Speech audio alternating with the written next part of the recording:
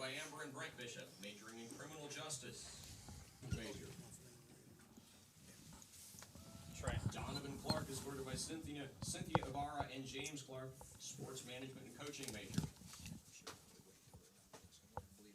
Lucas Espedia, accompanied by Mary Espedia, a sport management major. Andrew Gomez, accompanied by Elizabeth Gomez Mans and Randy Mans, majoring in criminal justice and Spanish. We are live. Malik Jackson, escorted by Gary Jackson and Yolanda Harris, an accounting major. Austin Hall, accompanied by Tara and Andy Hall, sports and recreation leadership major. Josh Haverfield, escorted by Bobby and Zach Haverfield, majoring in strength and conditioning. Brandon Koch, escorted by Todd, Natalie, and Abby Koch, majoring in sport and recreation leadership. Floyd Krikovich, accompanied by Ted and Barb Krikovich, a convergent media major. Hunter Morrison, with Michael Lois and Morgan Morrison, a business marketing and sport management major. So we won't have to say anything right now. We'll just let it record, play, stream. Ollie Moorer, escorted by Ollie Moorer, second, and Yolanda Hale, major in exercise science and strength and conditioning. Ian O'Donnell, with Steve Kandra and Casey O'Donnell, a sport management major.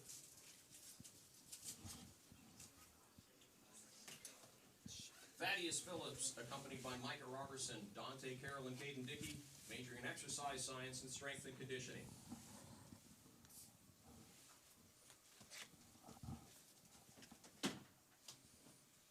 Kyle Recker, accompanied by Chris and Lori Recker, a major in business management.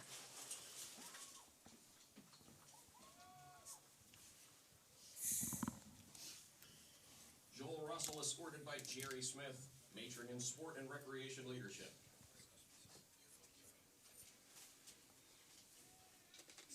Tyler Showalter, accompanied by Chad and Sonia Showalter, majoring in criminal justice.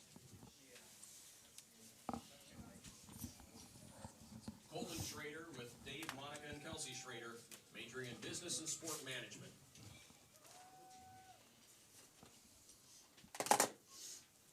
Donovan Stith, accompanied by Mandy Maddox and Neil Nava, majoring in exercise science and strength and conditioning.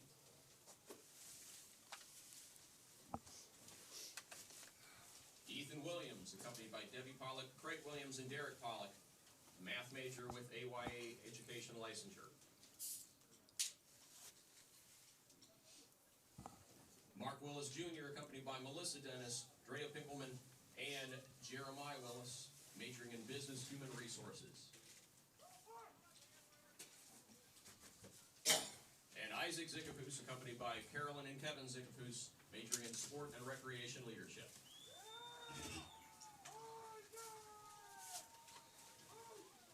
To all of these seniors, players, pep band members, cheerleaders, and support staff, we thank you for all that you have done at Bluffton. Let's have another round of applause for this group of seniors. Right. Welcome to Alumni Field in Bluffton, Ohio for Campus Nation's Game of the Week, which features the Heartland Conference rivalry game between the Defiance Yellowjackets and the Bluffton Beavers. Of course, I'm Bill the Razor Rayback, and I'm joined by the Hailstorm, Chuck Hale. Chuck, looking forward to this rivalry game. It's 46-45-2, with Bluffton holding a slight lead over Defiance in this series. So, like Ohio State, Michigan, or any of the big rivalry games, I'm sure the teams are both looking forward to this. Yeah, that's right, Bill. And Bluffton has had Defiance's number as of late, winning the last 7 in a row, like you said, to get that record to just one positive win more for Bluffton. So, again, I'm sure Defiance is looking to even it up today. Chuck, why don't you talk a little bit about the new Defiance head coach? Came in late in the year, Manny Matsakis, and he's been quite well journeyed as a coach there. Yeah, he has. Again, like you said, Coach Matsakis has quite the pedigree. He's spent some time at Texas Tech under Mike Leach, and of course our football fans out there know the impact that Mike Leach has had on other programs and the innovative offense and systems that he runs. Also spent some time with the Winnipeg Blue Bombers of the CFL. So, again, kind of a football journeyman that's had experiences at a lot of different levels and probably seen just about everything under the sun. So I'm sure he's ready for whatever Bluffton and the Beavers throw at him today. Okay, and Bluffton is led by second-year head coach Aaron Krebs, who came after serving as an assistant coach at Ohio Northern. On the season, Chuck, how has the season went for the Yellowjackets? Well, again, Defiance has just one win on the season, but they kicked off with Albion at home and got beat 69-6. The next week they played Hope again out of Michigan and got beat 41-0. So a very rough start. But after that they hit the road. They went to Manchester and got beat 57-26. Finally got the offense going a little bit. And the next week they lost a heartbreaker hosting Anderson at home and got beat 18-14.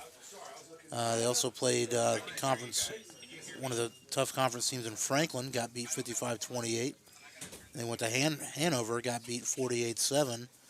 Then they played Mount St. Joe at home. They got beat 20-0. Rose Holman got beat 35-6. And last week they did pick up their first win of the season at Earlham with a 28-10 victory. So I'm sure they're looking to expand on that today here at Bluffton. Okay, and as far as the Beavers season, they started out with a 44-34 loss to Worcester. They traveled to Trine, where they dropped the decision 34-13. They picked up their first win of the season against Earlham, 34-0. They were home against Hanover, where they lost 28-10. Lost to Mount St. Joseph in a close game to one of the top teams in the conference, 21-7. At Rose Holman, another close one with one of the upper echelon teams, 23-14 was the score of that one. Then they dropped a 21-17 decision to Manchester. They were at Anderson, where they picked up a 13-0 win. And just last week, they took the conference leader, Franklin, into the fourth quarter, losing in the fourth quarter 28-24, bringing them to a 2-7 mark coming into the Defiance game today. Yeah, so really very similar records. Of course, being the same conference, a lot of common opponents. And, again, this looks to be a pretty good matchup just based off the records and the outcomes. Watching Franklin when they played Mount St. Joseph a few weeks ago and what, in essence, was potentially the championship game, Franklin used a ball control offense to keep Mount St. Joseph off the field. And the fact that Bluffton was able to take them into the fourth quarter with the lead, it says a lot about this Bluffton program and the direction they're going. Yeah, it really does, Bill. And, again, that kind of plays into our keys for today's game, as a matter of fact. And, we talked about that, the weather conditions today, we haven't touched on that yet, but very chilly and very windy day here at Bluffton. And because of that, like you talked about, ground control is going to be very important here today.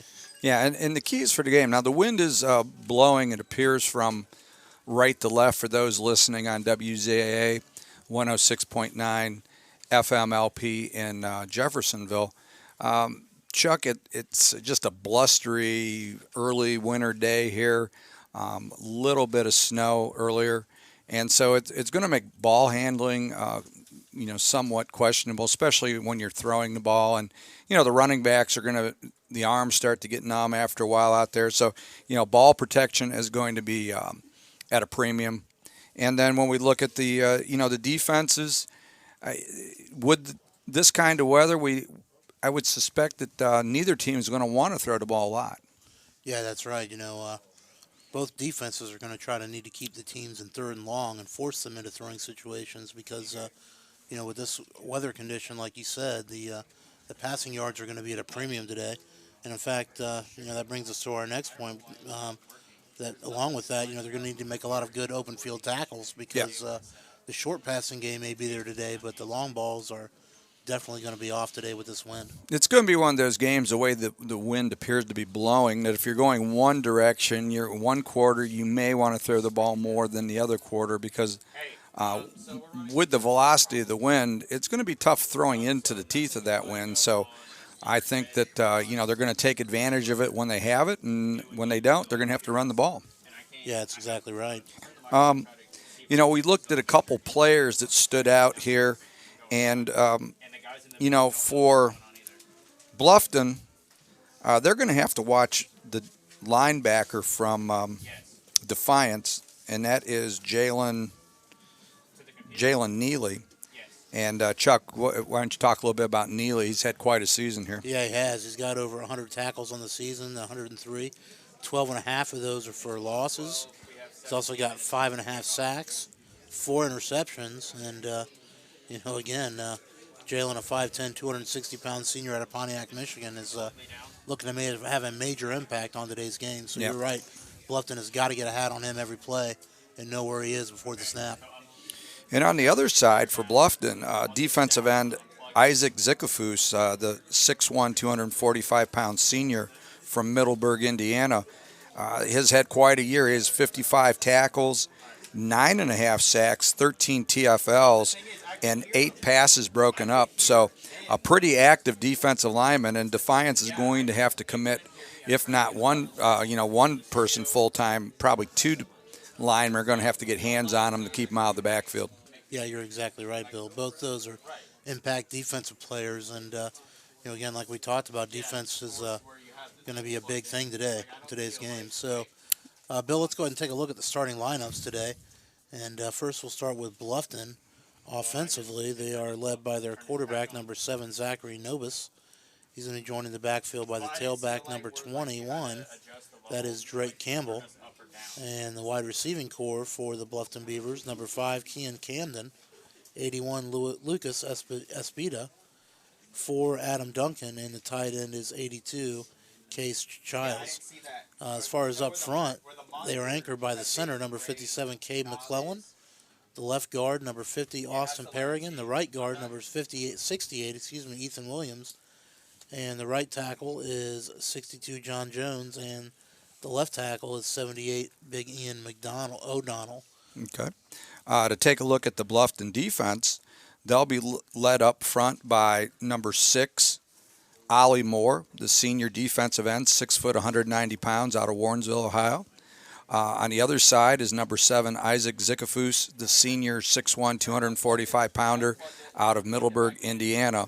At defensive tackle, you've got number 15, Joel Russell, the senior, 6 foot, 290 pounds, from Willoughby, Ohio. And the other defensive tackle is number 69, Kevin Bishop, the senior, 5'10", 260 pounds, from Lebanon, Ohio. At linebacker, in the middle, number 12, Austin Hall, the senior, is 5'11", 230, and he's from Piqua, Ohio. At the outside linebackers, you have number 19, Dylan Burkholder, the junior, 6'1", 190 pounds, from Lime, Ohio.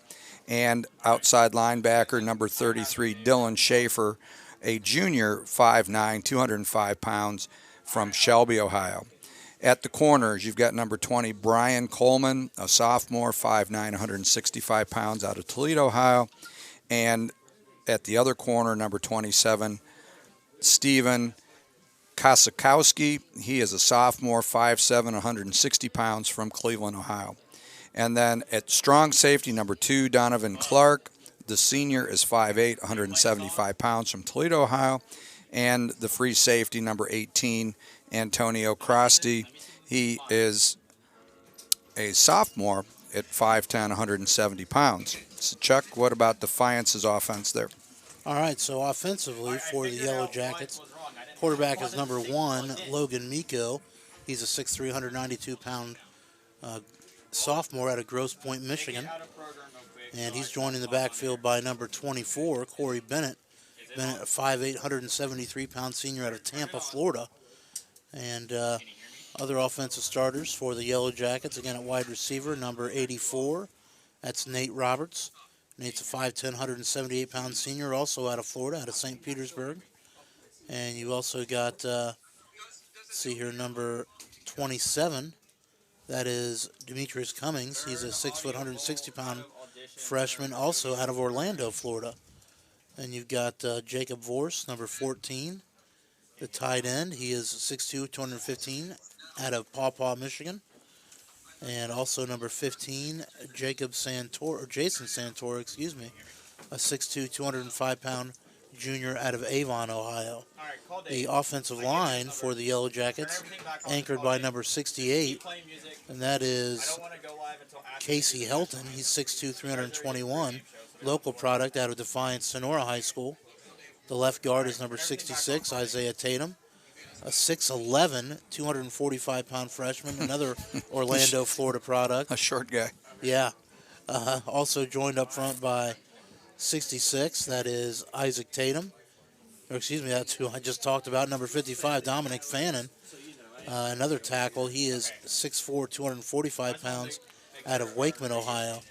And the other tackle is number 74, Zach Morris, and he's a 6'1", 275-pounder, also out of Defiance. So those are your offensive starters for the Yellowjackets. Bill, what about on defense? On defense, at defensive ends, you've got number 9, Chris Keys. The junior is 6 foot, 273 pounds, out of Pontiac, Michigan.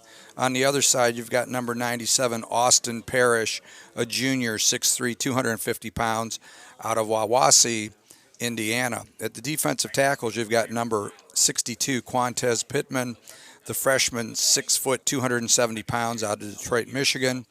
And then number 92, Rigo Villa, the freshman, 6 foot, 265 pounds. He's out of Fort Myers, Florida. At the linebackers, you've got number 11, Jalen Neely, the senior, 5'10", 260 pounds, from Pontiac, Michigan. The middle linebackers, number 32, Cody Brown, from Grass Lake, Michigan.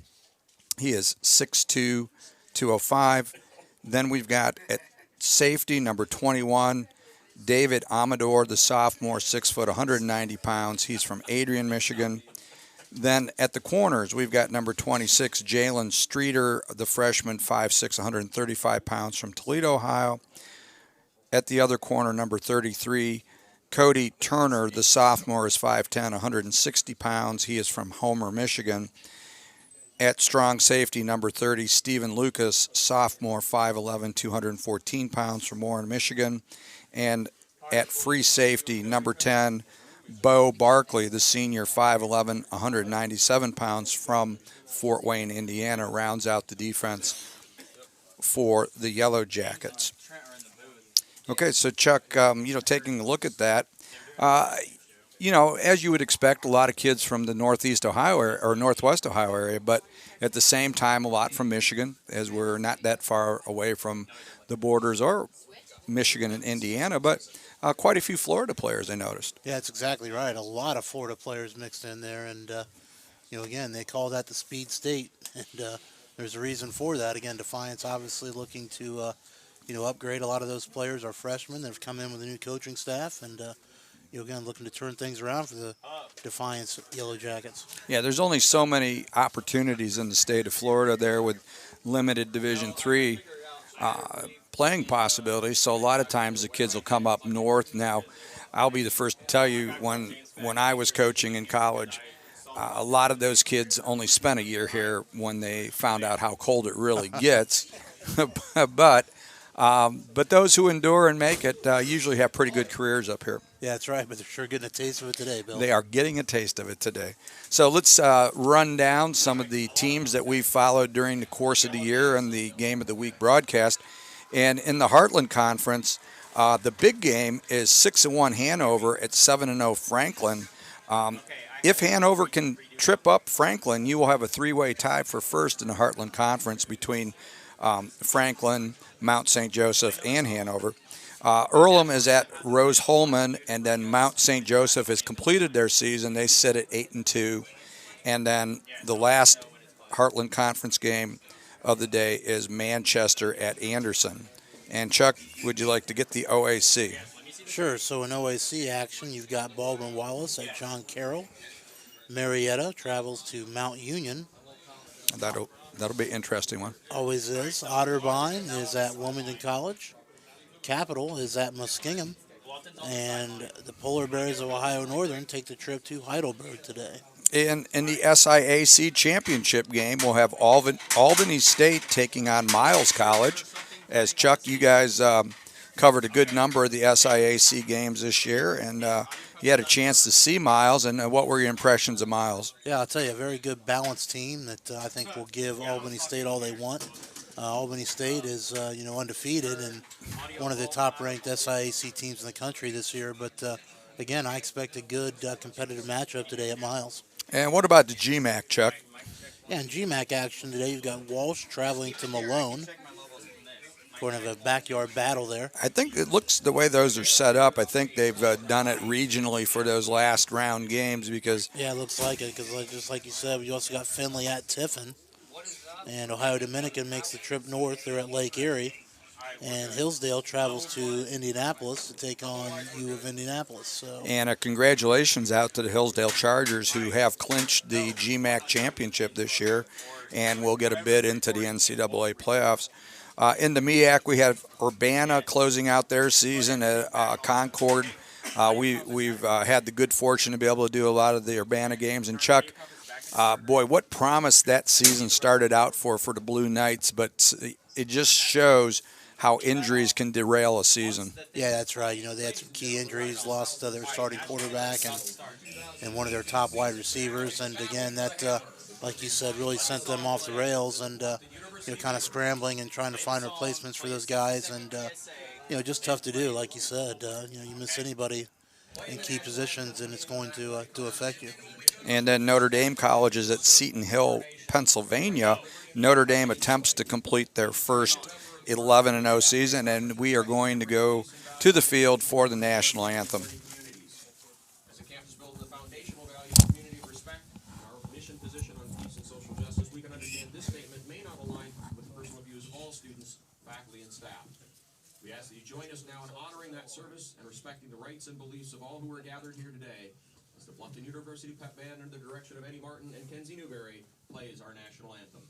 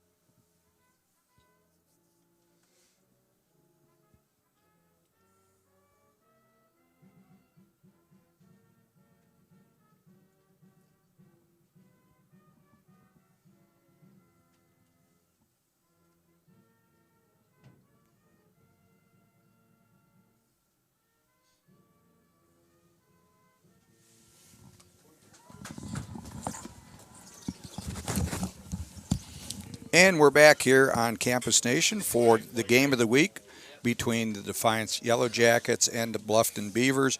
And Chuck, let's round out jumping up to Division One, the top 20, the key top 25 games here, as the bowl rankings or the championship rankings have come out. So we have at this point the 1, 2, 3, and 4 teams that are the front runners for the playoffs. Yeah, that's right. Number 1, of course, Alabama is at Mississippi State today. Number 2, Clemson travels to number 17, Boston College. Then number 3, the Notre Dame Fighting Irish take the road trip to Tallahassee. Or is that Florida State? There Yeah, Florida State. So, yep, you got it. Yep, and number 4, Michigan, of course, a Big Ten matchup against Rutgers. And then rounding out the top 5, of course, Georgia is at number 24, Auburn. Probably the big game of the day, I would say. Yep. And then we've got the number 10 Ohio State Buckeyes at number 18 Michigan State. And this is a do or die game for the Buckeyes, Chuck, because they cannot afford to stumble again if they have any aspirations of making it to the college football playoffs. No, that's right. The Buckeyes are in a position right now where they need a lot of help too. So, they need some of those teams above them, obviously, to get knocked off. And you're right. They certainly can't afford any more stub toes this season if they want to make even an attempt at it. Yeah, they'll have to get some wins going here. So we get as we get ready for kickoff here on this cold, blustery day in Bluffton, Ohio, at Alumni Field. Chuck, we look at it. How do you approach this game when you come in? Neither team has what we would refer to as an outstanding record. So what's the motivation here at this point? Well, I think, like you said, this is a rivalry game, so in a lot of instances you can throw the records out the window. Of course, they're playing for a big trophy down there. You can see Bluffton right now is carrying on the field a large mallet. I'm not sure the exact name of that award, but again, obviously they're playing for pride today, and of course, you want to send your seniors out right, and you want to carry on the motivation on through the off season. So, a win the last game of the season can have a lot of effects on all those things. And we will try to find out a little bit more about that hammer. It was kind of like what Minnesota and Michigan play for Paul Bunyan's axe. Right. So we'll find out a little bit about that, hopefully, and bring that to you as we find out more about it. But it looks like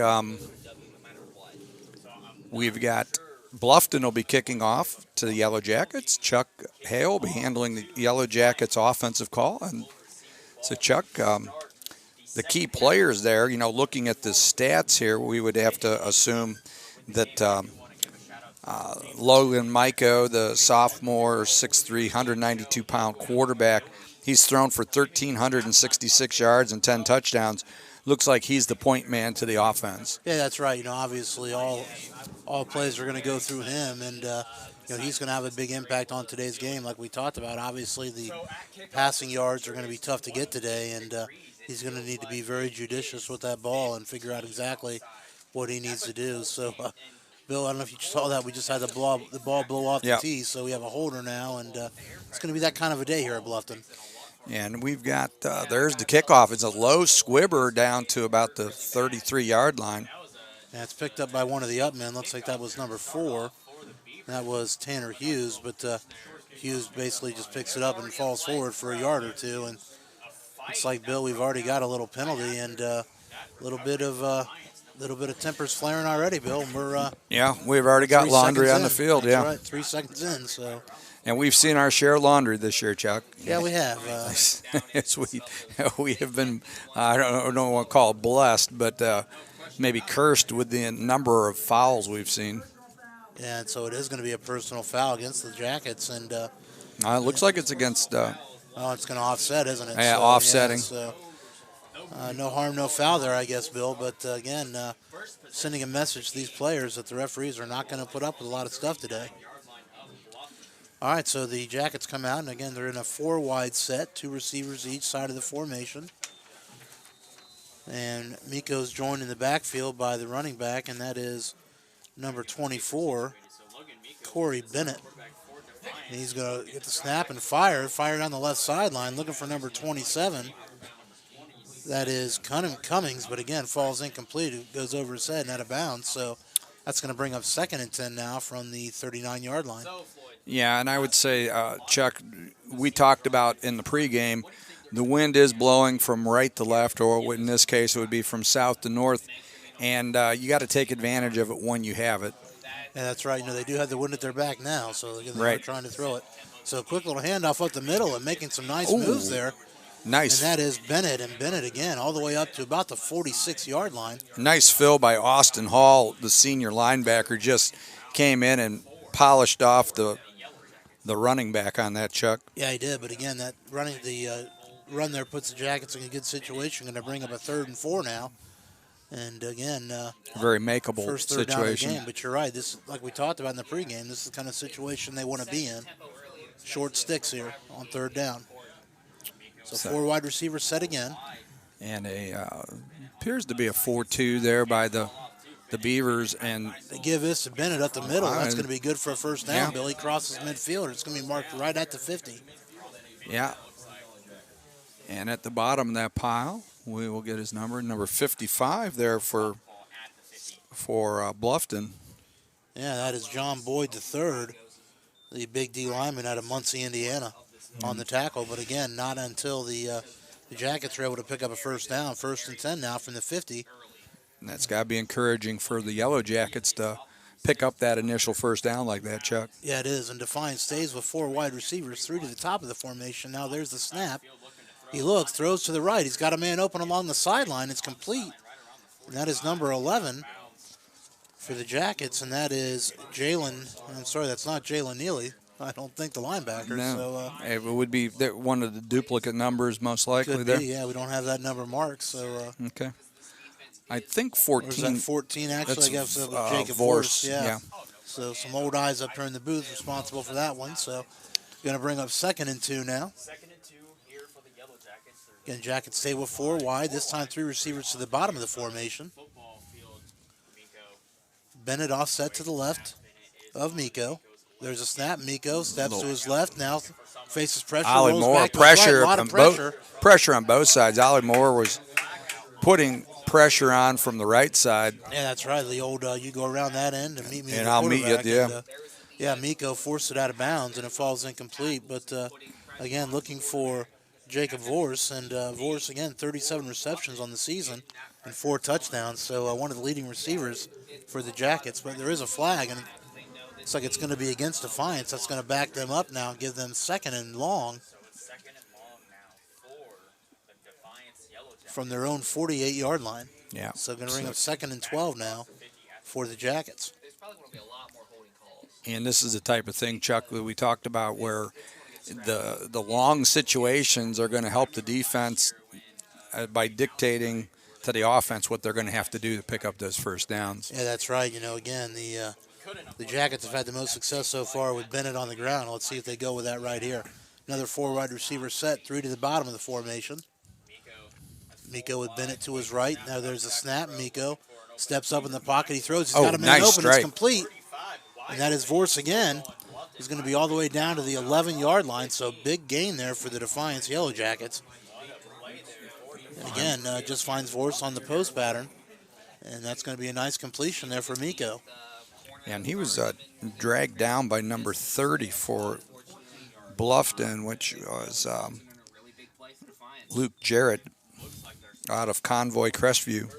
All right, so Jarrett on the stop here. Now Defiance just outside the 10-yard line, looking to punch it in the end zone. Going to have a 4 wide receiver look. 2 receivers to each side. Defiance with Miko. He has 4 And Miko with Bennett to his right. on his right side. Hands the ball off to There's a snap. It is to Bennett. Bennett bounces it to the left. He's Oh, around the edge. By number 2, that was Donovan Clark. Clark's the senior out of Toledo, Ohio. Yeah, it's going to be a good gain all the way down to about the 10-yard line. So about a 5-yard gain for Bennett there. And Bennett now exiting the game. Into for the Jackets is number 2. failing that test. Yeah, they're not rising. Looks like, and that's Derek Angeloni. But it's cold. I mean, And Angeloni's in. And Or is that 4 Tanner Hughes, I believe? it's going to take number 4 is Tanner Hughes, Yeah. the backup running back. And, Chuck, Donovan Clark, who just made that tackle, has 34 tackles on the season and 7 interceptions. Yes, he does. So, actually, that's number 8 in the backfield now for Defiance. That's Joe Webb out of Twin Valley South. So there's a snap. Webb looks. He throws it up the corner of the end zone. Incomplete. Intended for number 27, Cummings, but again, falls over his head. Flies over his head, incomplete. That's going to bring up 3rd and about 6 now for the Defiance Yellowjackets. Again, from about the 10-yard line. Yep. And so 3rd and about 6 there, Chuck. And, these are those tough decisions here. Do you try to pick it up on 2, or do you go for the underneath route and pick it up? And Yeah, that's right. They bring Bennett back in the game. And you're right, Bill. A lot of decisions here early in the game for this Defiance coaching staff. So they're going to come out with a 3 wide, now a man in motion across. Oh, a little And jet look at that sweep. Little toss forward, number 27. Oh, and he slips and falls. And I'll tell you, that was Cummings again. And Cummings trying to get around the edge, but just lost his footing. And that's going to go down as a big loss of about 8 yards.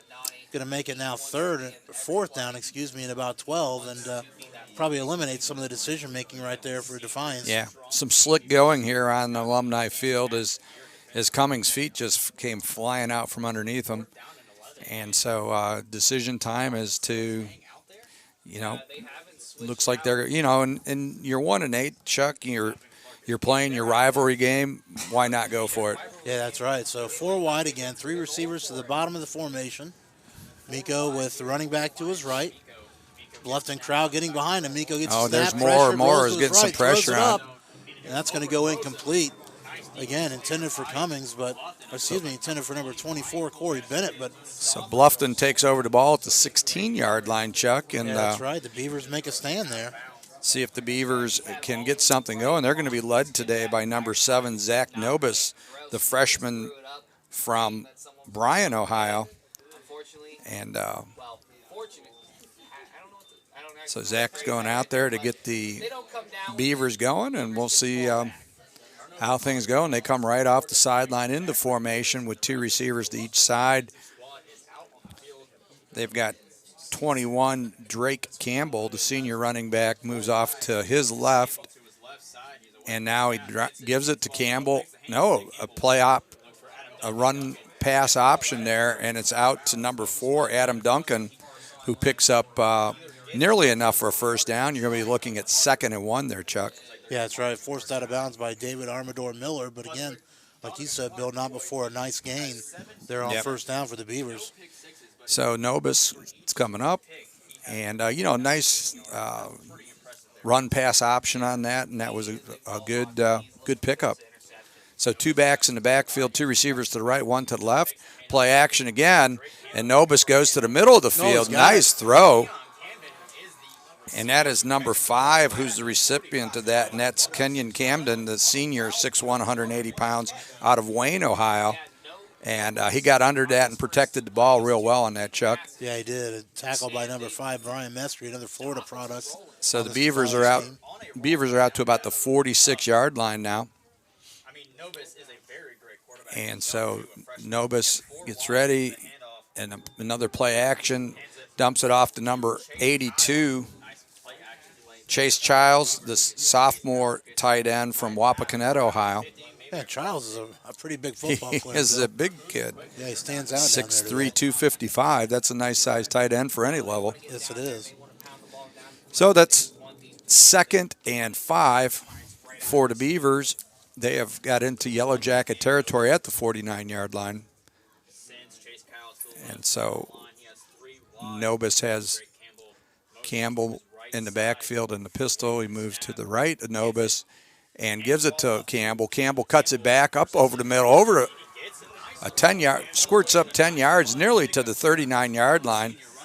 Almost, and they are going to mark it enough for a first down. So 1st and 10 for the Beavers, and the drive continues. Yeah, that's right. Jalen Neely we talked about for Defiance just got caught down in the wash there and just couldn't get off the block. So nice job by the Beavers there to get a helmet on him and not let him get on that tackle. Yeah, Campbell bended that play really nicely. 3 receivers to the left, tight end to the right. Campbell moves up to the right of Nobis. Now Nobis moves him back to the left. And Nobis gets the ball and gives it to Campbell. Campbell is up over to 35, over to 30, to 25, 20, pushed out at about the 18-yard line. And the drive continues for the Beavers, and a nice drive there, Chuck, as a little bit of a mix of a run and pass. And this weather hasn't really slowed down the Beavers right here. No, it sure hasn't. Again, big Jalen Neely finally able to come over and force him out of bounds, but not until the Beavers pick up a big gain there on the ground. Okay, so Bluffton at the 18-yard line of Defiance. It's 1st and 10. Campbell moves to the right of Nobis. Defiance blitzing off the edge. Oh, and a little play action. The number 4, Adam Duncan. Bill, that's a touchdown. No, and marked just out. Wow. I thought he was in. And Duncan just wedges it almost down to looks like it's going to be marked at the 1-yard line. So it'll be 1st and goal from the 1 for the Beavers. And a lot of options here, Chuck, at 1st and goal from the 1. I don't know if we have the Dean Pylon cam on that one, but like I said, I sure thought he got in on that. But, Dean is at the other pylon, but he did capture it. Dean's looking like a pylon down there right now. Dean is looking like a popsicle down there. Yeah, he is. It is frigid on the field. 2 receivers to the left. We've got a wing to the right. Campbell to the left, and he gives it to Campbell, and he's going to just take it to the corner here, and he dives in for the touchdown. Yeah, no doubt about that one, Bill. And nice drive by Bluffton to open up the game. After Defiance had a little bit of a drive, got down into the red zone and stalled. The Beavers respond, Chuck, and take it right down the field and leave no doubt about it as they put 6 on the board with 7:12 to go here in the first period. Yeah, they sure did, Bill. Like you mentioned, good mix of running pass there. Had the Yellowjackets on their heels the whole drive. Just could never get anything going defensively. And, nice job by the Beavers. This Beaver team is, we talked about it a little bit. They played Franklin 28-24 last week. And, Franklin is winning the Heartland Conference. So they've played some good football here in spots, and Coach Krebs has a lot to be proud of here, and something going here in Bluffton as he builds this program. Yeah, that's right. So there was no touchdown. No touchdown. So ruled out, huh? Yep. Right. Okay. Okay. So Like I said, no doubt about it. And, okay. So apparently we there was are some still at 7:12 to go with 0-0. Campbell moves up to the right. And Nobis, I think 3 there must have been receivers. Was there a penalty, guys? We're It back had up to be a the penalty 5, so- because I think it was a 5-yard penalty. It must have been a. Oh, And I think Campbell's back down to the 1-yard line yeah, just he like was. that. He just got cut down right there. He thought he had a touchdown, but You know, Chuck, he put his foot in the ground and made his cut, and you know, the flow of the defense just over pursued him, and he almost got it in. yeah, that's right. You know, like I said, he just got cut down there at the end because he was coming downhill, and I sure think he thought he had a touchdown. Yep, I was thinking he was very close again, so we'll see if he gets the chance to finish this drive, as he had a touchdown call back due to penalty before. So Campbell moves to the left to Nobis. Nobis has got wide outs to both sides. He gives it, and Campbell just with a little jitterbug move takes it 1 yard for the touchdown. Yeah, nice hesitation move there by Campbell. And that's going to put the Beavers up 6-0 here at 6:21 to go in the first period. Bill, I think we might have another flag. Yeah, well, maybe it's on Defiance. Yep, and it is. So, Yeah. we do have a touchdown. will Yeah, we stand, do have a so touchdown this time. 6-0 Beavers. Yeah, so again, like you 6-0. said, Bill, 6:21 to go here in Okay. the first, and the Beavers get on the board first. PAT coming up. And of course, Chuck, we didn't mention this earlier. This is senior day here at Bluffton, and for a number of these seniors, this will be the last time they play football. Yeah, that's right. Adam Duncan in to kick the PAT. And Duncan gets ready. There's the snap. The kick is good. Oh, no. He missed it. Yeah, I'll tell you, that was a high snap. And Yeah. Trenton Besgrove had to really stretch to get that ball down, and it had I think that it just threw the timing off there. And it had that side rotation on it, which kind of took it to just outside the left upright. Yeah, almost a Ray Feely type kick. Yep. Or Ray Finkel. I should Ray say. Finkel. Yeah, Yeah. Laces out. that's right. So, So, again, like we mentioned, 6:21 to go here, and your score, Bluffton 6, Defiance 0. Again, Defiance set to receive the kickoff here, and for sure.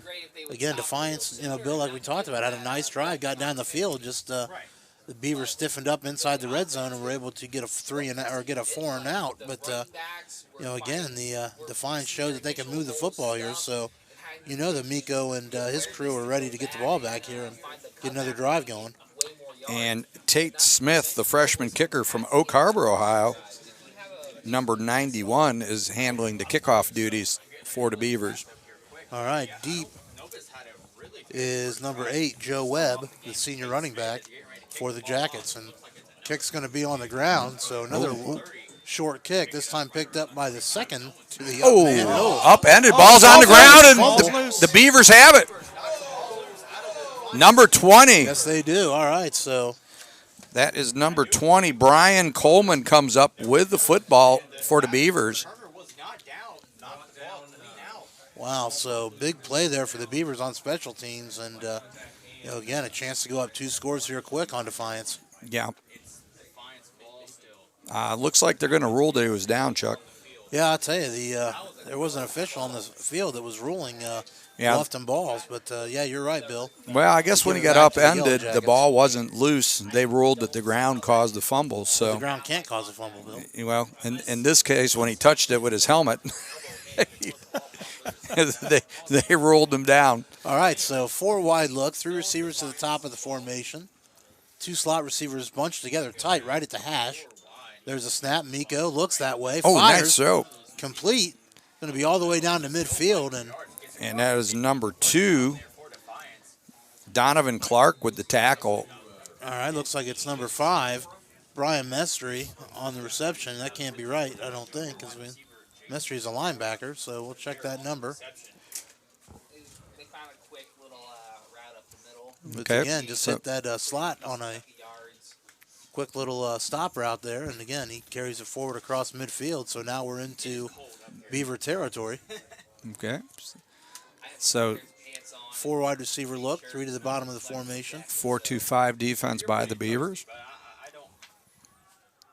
Miko gets a signal, now gets a snap, drops, looks, now goes back to his right. Throw deep down the right sideline, incomplete. He had a hand on it. Great positioning by Steven Koskowski. Yeah, it really was. Intended for number 84, Nate Roberts, but again, Roberts had a hand on it, but just couldn't haul it in there, like you said, with a very tight coverage there along the sideline. So that's going to bring up 2nd and 10 now from the 49-yard line of the Beavers. It was refreshing, Chuck, to see a corner actually play a fade the right way here because You've been watching the Buckeyes too much, it sounds like. I was going to say, I haven't seen a lot of good DB play in Columbus this year. Not a lot of good press. So another 4-wide look. Again, 3 receivers to the bottom of the formation. This time a pistol backfield with Bennett lined up behind. Miko under pressure, steps up. He's not going to get away. Hit by a couple of Beaver defenders. Yeah, That's he going was. to be a sack. Loss of about 3 or 4 yards. Knocks it back across the other side of the 50. And that was 69, Kevin Bishop, the senior defensive tackle, 5'10", 260-pounder. Yeah, we know Kevin's fired up here on senior day to go out on top and helps put the Yellowjackets in a 3rd and long situation here. And Kevin's from our local broadcast area. He's from Lebanon, Ohio. All right. I see a Warren County Warrior. kid up here. He's a Warrior. Lebanon Yeah. Warrior. Yeah, Lebanon Warriors.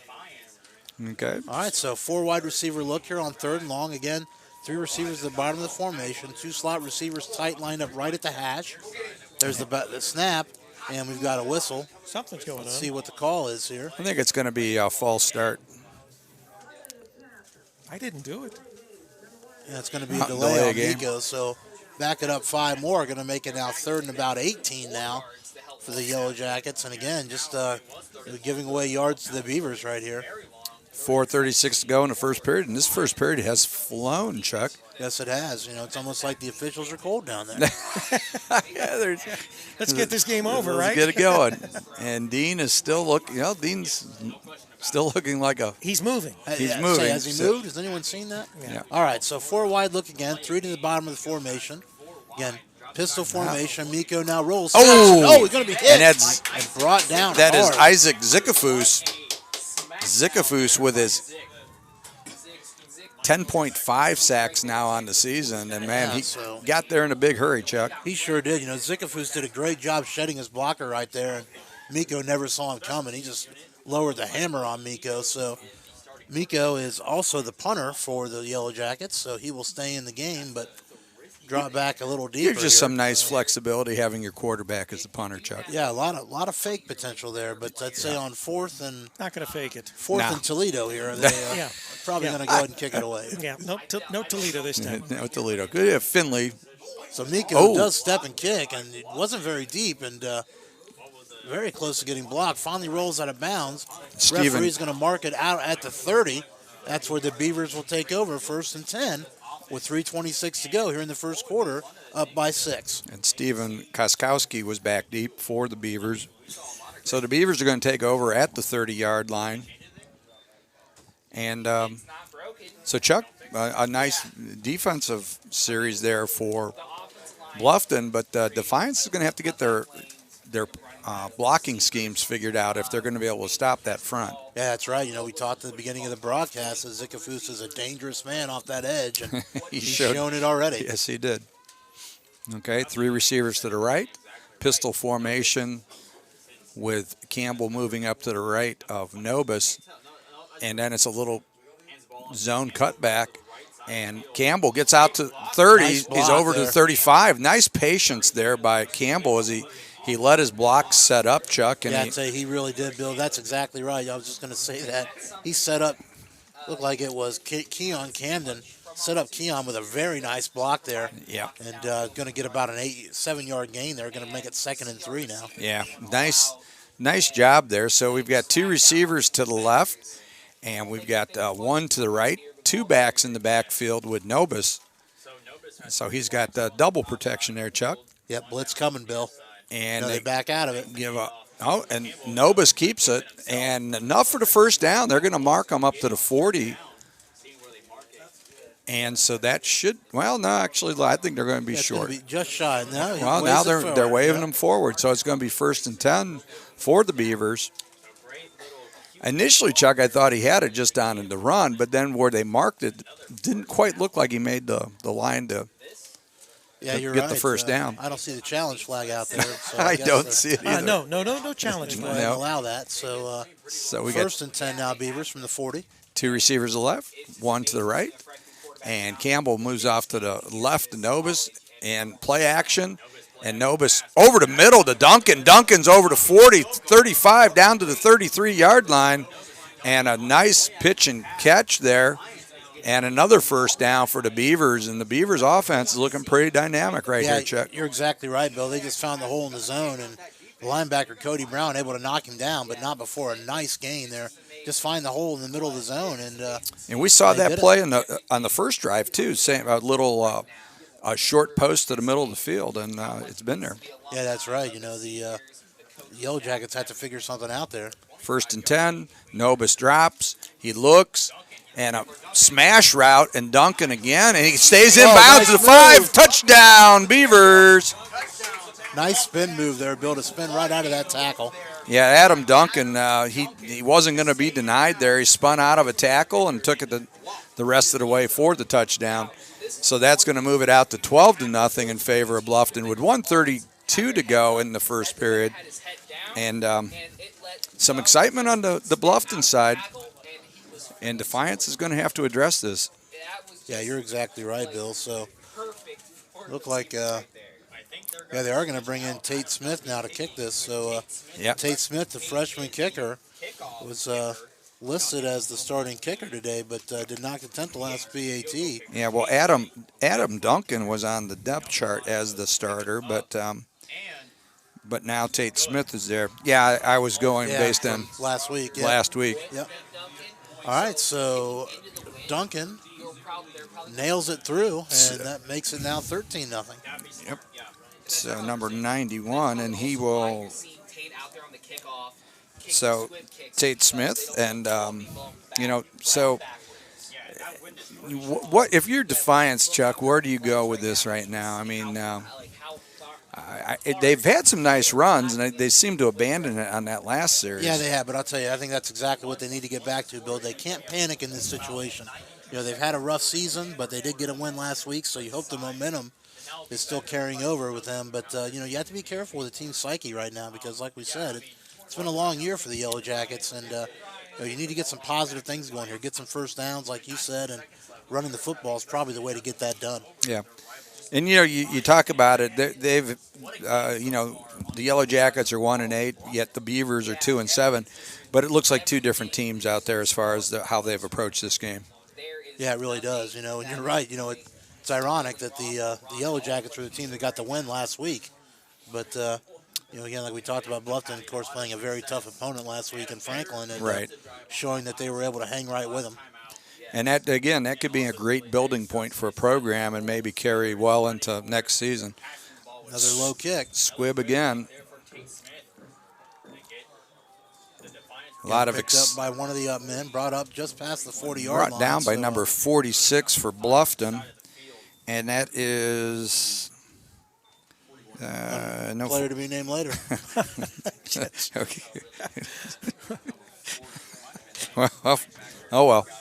Well, we tried. Okay, so That's right. so here we go, Chuck. Kudos to that young man, though. So, Yep.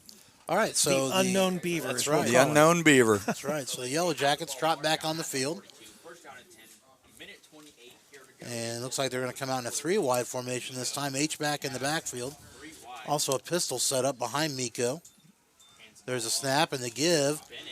And Bennett going to be hitting the backfield, and he's going to go down for a I loss. think for that's about Kevin 2 or Bishop 3. again. Yeah, I think you're right, Great Bill. defense. Bishop with a big play in the backfield. So, again, the Yellowjackets come out in kind of a heavy look there, Bill, bringing the H-back in, but and they led him up through the hole. But, again, nice job there, but the Beavers shed the blocks. Tackle for a loss there. Yeah, and Kevin came in the game with only 10 tackles on the season, but he's got 2 early in this game already. That's right. Of course, he is a senior playing his last Senior game here. day, that's Yeah. right. So 3 receivers to the top of the formation, 1 to the bottom now. There's a snap. Miko throws to the flat. Oh, and Koskowski was Yeah, I'll tell you, intended. he was Camping. thinking He pick. was camping. He was Yeah. thinking pick 6 there. That's right, intended for Cummings, but you're right. He saw it the whole way, Bill, and if that had been a better throw, that had been 6 the other way. Yeah. But again, the very low throw prevented any kind of catch on their interception or otherwise. Yeah. Nice. He had a great drop there, Chuck. He read it really well, and the break was just perfectly timed. And even if the ball had been caught, he was most likely going to make a pretty nice hit on the receiver. Oh, no, you're exactly right. But again, the throw, there was no chance at all for any catch. So no. 2 receivers each side of the formation now. 3-man rush by the Beavers. And again, the give to Bennett, and Bennett gets up to about the 45-yard line. And I Gonna think be a it's gain of Bishop about again. 5, and yeah, you're right, but that's going to leave them for a 4th and long here right at the 45-yard line. And again, we'll see what Defiance decides to do. They're already down by 2 scores here with. Well, you can't hold anything back now, Chuck. Yeah, we know. We know, Bill. There's no tomorrow. Is that what you're saying, no Bill? tomorrow. All right, so let's see what they decide to do. And So they are going looks to go like they are going to go for it here. 4 wide formation. But again, there's. Let's see if they try to draw him off here. Where no, they don't. The snap and they give to Bennett. Oh, and Bennett's Bennett got busts it. through. He's got it. Up over Crosses to, midfield, crosses the 45, all the way down to the 43-yard line. into Beaver territory. That's right. So that's going to be 1st and 10 Yellowjackets from the 43-yard line. And that's the as end we of the, start the second quarter. end of the second quarter, Chuck. And 13-0 in favor of the Bluffton Beavers over the Defiance Yellowjackets. You're listening to the Game of the Week on Campus Nation and WZAA 106.9 LPFM in Jeffersonville. The za. That's us. So, Has the temperature gone up any, guys? No, No, not at we're all. still at like 23? I think Wait a minute. It says over there 25. Yeah, okay. that's the 25. Yeah. Oh, that's the 25 That's the second wr- clock. that's the Okay. wrong So that's 25. not the thermometer. That's Okay. the wrong 25. Unfortunately not. That is Rick Phillips there running Although, the board. That very well may be the temperature right now. It's a distinct possibility. We could call Dean and ask him Dean Probably thinks it's less than 25 right now. for our I don't listeners know, who, Rick, when we you keep keep on it- referring to Dean, we should tell him that Dean is our cameraman down He's on our, the field. Dean our is- sideline expert. He's our sideline expert. field right, cameraman, right? Our Dean Blandino. 29 degrees, and it feels like 19 with the wind chill. All right. So there you go. Nice. Only here on Our, the Game our of the Week do you get that resident kind of. meteorologist right up here in the booth here. Thanks a lot, Rick. Just pulled that up, huh? Kind of the depressing stats we need for today's game. So, 4 wide formation for the Yellow Jackets. Now, again, 2 receivers each side. Pistol formation. Bluffton back to There's their a snap. 4-man Nico front. gives to Bennett. Bennett up the middle. He's going to get up to about, going to cross the 40 down to about, going to be marked right at the 40. So, going to make it now 2nd and 7 for the Jackets. I think that was Zikafus on the tackle. Chuck, we had just talked about getting back to the running game, and this is what got Defiance down in scoring territory last Yeah, time. apparently they're tapped into our They feed. tapped into because us. They, They listened. Well, we Yeah, know that's right. we know many a coaching crew do tap into our feed and listen to our They do. suggestions. They do. I mean, highly unlikely. All right, so Bennett goes from the pistol now. He steps up beside Miko on his left side. There's a snap. Miko looks. Oh, pressure. Now steps up. He's under pressure. Oh, Rolls. he gets outside, away. though. He's going to. Oh! Boy, Miko put his head down and just buried through a man. And Number gets down to 19, the- Dylan Burkholder, the junior Yeah, Burkholder's going to linebacker. remember that hit. He gets down to the 35. Certainly is. That's going to bring it now third and about. Yeah, we'll call it 2. Yeah. For the Jackets. But a nice situation here, Chuck, because they're going to go for it if they don't make it. But it gives you some flexibility on this down. And, again, we talked about you got nothing to lose here. This might be a situation where they take a shot at the end zone. Yeah, I mean, you can't hold anything back here. No, we know, Dan. I've heard that. So, again, 4 receiver look, 2 to each side. Bennett in the pistol. There's a snap. The give is to Bennett around the left side, and I think he got it, Chuck. it's going to be really close. Would depend on the mark. It looks like I think he may be marked just short, Bill, but we'll see. Well, Originally he had it, but he took a step back as he came in. So. Yeah. Probably really doesn't matter because they're going to go for it even if. You're right. Oh, it matters. It matters, Rick. Yeah, because had they got it, they would have had So yeah, it's and it is going to be fourth- short, and they're not even going to measure it. Yeah, So, fourth and about a foot. Fourth and about the length of the football, I'd say, from, All right.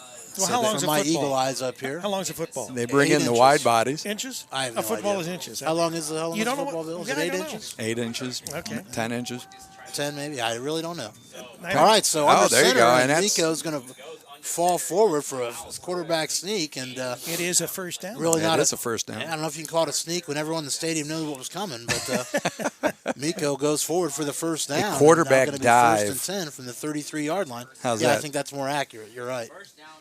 Sneak implies no one knew it was coming, but everybody in the stadium knew. That's the first time Yes, we've seen they Defiance did. under center all game. It's like they should change it to quarterback. We're going to tell the defense what we're doing. Quarterback suggestion, maybe? Yes, quarterback suggestion. All right, so sticking with a 4 wide receiver look, 2 receivers to each side of the formation. Okay. Bennett lined up to Miko's left. There's a snap. And there's always Zikafus got off the block, but didn't get there. Number Miko 33, around left Dylan end, Schaefer. Miko's But it's a gonna first be down. very close to a first down. It's going to depend on where they mark him. But again, very close to a first down. Number Looks like it's going to be just about Short. a yard short. Yeah, couple Yeah. footballs. 8 times 2 is 16, or 10 times 2 is 20, or whatever the length of the football, right? Yep. That's right, man. Outside linebacker Today's Dylan math Schaefer. brought to you by Rick Phillips. I didn't bring the micrometer, though. No, he did not bring the It micrometer. doesn't work in these conditions anyway. So. Nothing Yes. under 30 degrees. That's right. So second and short now. So again, playbook wide open now for the Blue Jackets, or the Yellow Jackets, excuse me, as they can. Blue Blue Jackets That's playing hockey. Columbus. That's Yeah. hockey. Showing my Greene County roots there. So 4 wide receiver look again, 2 receivers to each side. Bennett lined up in the pistol behind Miko. Okay. And they and draw them offsides off, on the so- defense. Yeah, nice job by Defiance there to maintain their composure. Should be a and, first down. Should be an easy first down here for the Jackets. Referees are going to confer and make sure they all agree. It's all the same thing. They're all saying it's cold. You know, Yep. Well, huddling for warmth. Maybe? They're Is that huddling what's for going on warmth. 11:42 to go in the second period. there? Oh, Yes. Drew him hold off. hold the phone there. So Woo. apparently Some Miko procedure drew. there. Yeah, Miko drew one of his own players off. So it's going to make it now a 5-yard loss for Defiance. Going to bring up second and about 6 now for the Jackets. Okay, so the Defiance or the Bluffton defense was right on cue on that one as they Because this false start is a momentum killer for any offense, and they Defiance. All right, so again, going to stick with a 4-wide formation, 2 to each side. probably going to go back to the ground here, Chuck. This is a make Yeah, you're right. Then three again, downs. You they're can make definitely in this. 4-down territory. Yeah, so- exactly. and the give is to Bennett. Bennett bounces it around the Got it. Bennett's over outside, to and 20, down to the boy, 15. Bennett all the way down inside the 15. So no problem converting. That's going to make it now first and 10 inside the red zone for the Jackets. For sure. But again, we've seen Defiance down here before and Yeah. been unable to convert. So let's Yeah. see if they can finish the drive this time as we close in on inside 11 minutes to go here in the first half from Bluffton. Well, you look at the size of the Yellow Jackets offensive line, and they're pretty big kids up there. You get a couple 300-pounders, and so they can road grade there. And Oh, yeah, they've got some buffet busters up there for sure. So. yes, they do. Okay, so mix up in the formation this time. They're going to get 3 to the bottom of the formation. little There's stack. the snap. And Bennett again over the left side, and Bennett able to get Good 4 yards. forward, for Yep. about 4, down to just outside the 10-yard line. Going to make it now 2nd and 6 for the Jackets. Bennett's got some shiftiness. He sticks his foot down in the ground, gets north and south, and as we've talked about all season, the backs that do that are the most successful ones, Chuck. Yeah, you know, and Bill, I don't know if you've noticed the same thing, but it seems like ever since we saw the success of Le'Veon Bell, we've seen that style take off. the slow read. Yeah, the slow read. You know, it Yep. used to be where you'd see guys just hit the hole really hard every time. Well, I'll tell you what, when I was in high school, I got hit in the helmet if I'd have done that stuff. So. Yeah, that's right. You know, as a coach, I know we Oh, always say, nice hit the hole, and run. Bennett over the left side for a nice touchdown. So Little counter zone there, and that was yeah, it really was. And Very Bennett went nice. through totally untouched there, Bill. And with exactly 10 minutes to go in the first half, your score is now the Beavers 13, Yellow Jackets 6. yeah, With and the you know, PAT coming up. and just like that, it seems like Defiance has found the secret elixir to get the offense going. Yeah, that's right. And So, now Bluffton's going to have to scratch their head and get together and say, so how do we stop this running attack? That's right. Henry Brown now in to attempt the PAT. I would prefer the shutout. Okay, so here we go. Oh, bad snap. They get it down.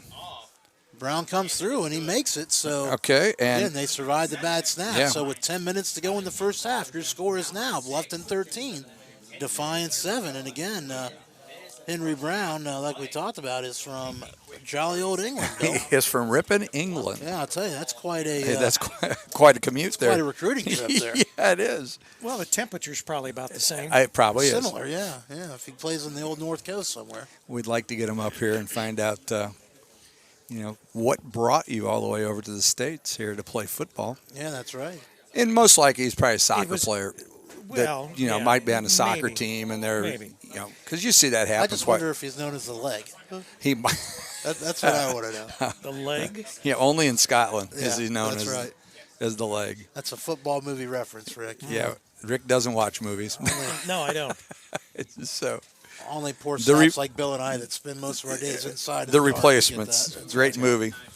Nigel the leg. Yes, Nigel the leg. So, All right, so And here- set to kick off for Defiance and here we go. is Jordan Osborne. Oh, and another short kick. Yeah, a little pop-up. Caught by number 32, and that's, I think, Corey Brown.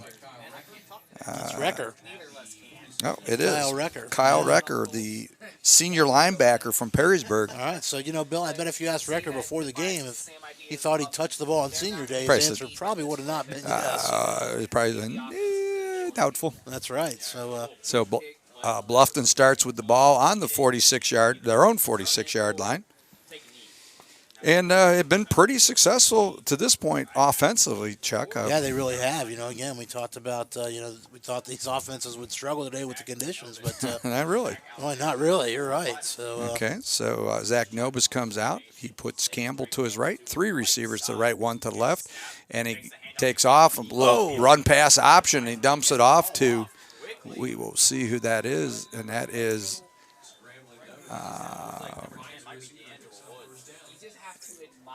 yeah, I and believe it is that's D'Angelo Woods. D'Angelo Woods there. So a nice little pitch and catch, a little run pass option. It's amazing. I am so And glad to see this freshman. that's the big thing now, Chuck, with these run pass options is how defenses are able to play that. And we've got 3 receivers to the left, back to the left of Nobis. Nobis drops, he looks, he goes to number 5. Wide open. And that is, it just stumbles at the 12-yard line. Yeah, that's right. That's Terrace Brown there with that's Keon Camden, and Camden just slipped there. That should have been a touchdown. Yeah, and Camden is out of Wayne, Ohio, played at Elmwood High School. And, wow. But it's first down regardless, and the Beaver offense continues to churn out some yards here. Yeah, that's right. Again, these Defiant Yellowjacket defenders need to find a solution here for the 3 to the Beavers. right, 1 to the left. Nobis puts Campbell to his right side, looks it over, gets ready to call, makes some adjustments. Jacket showing blitz here. Let's see. Yeah, A and lot of finger pointing going on there, and Nobis didn't like what he saw there.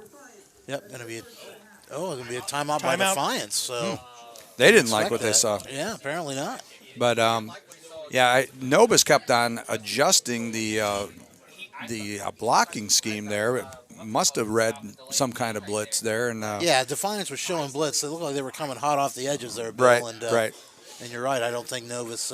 didn't like that. Yeah, it didn't. But I guess, like you said, Defiance didn't like it Yeah, either. they didn't like it either. They were probably worried what they were going to go to, so the coach said, "Hey, maybe we should talk about this before we do it." Yeah, a lot of overthinking going on down there. I think so. 8:47 to go in the second period. It is 13-7 in favor of Bluffton, and it's been a pretty good, exciting game so far, Chuck. Yeah, it really has. Again, like we mentioned in the pregame, we were expecting a defensive struggle here today, given the conditions. But you're right. Both offenses have given us quite a show, and Tearing up and down the. yeah, that's right. And it's been a relatively well played game. We've got a team that's 1-8 and a team that's 2-7, and Yeah, they've played like they're both 9-0 teams No, today. you're exactly right. Given the records, you think you might see some sloppy play and things like that, or some undisciplined things. But yeah, we really haven't seen that out of either team. again, it's not like the offenses are just blowing these defenses out. For sure. We haven't seen a lot of blown coverages and missed tackles and things like that. Right. 3 receivers to the right, puts Campbell to the right of Nobis. Nobis gets ready.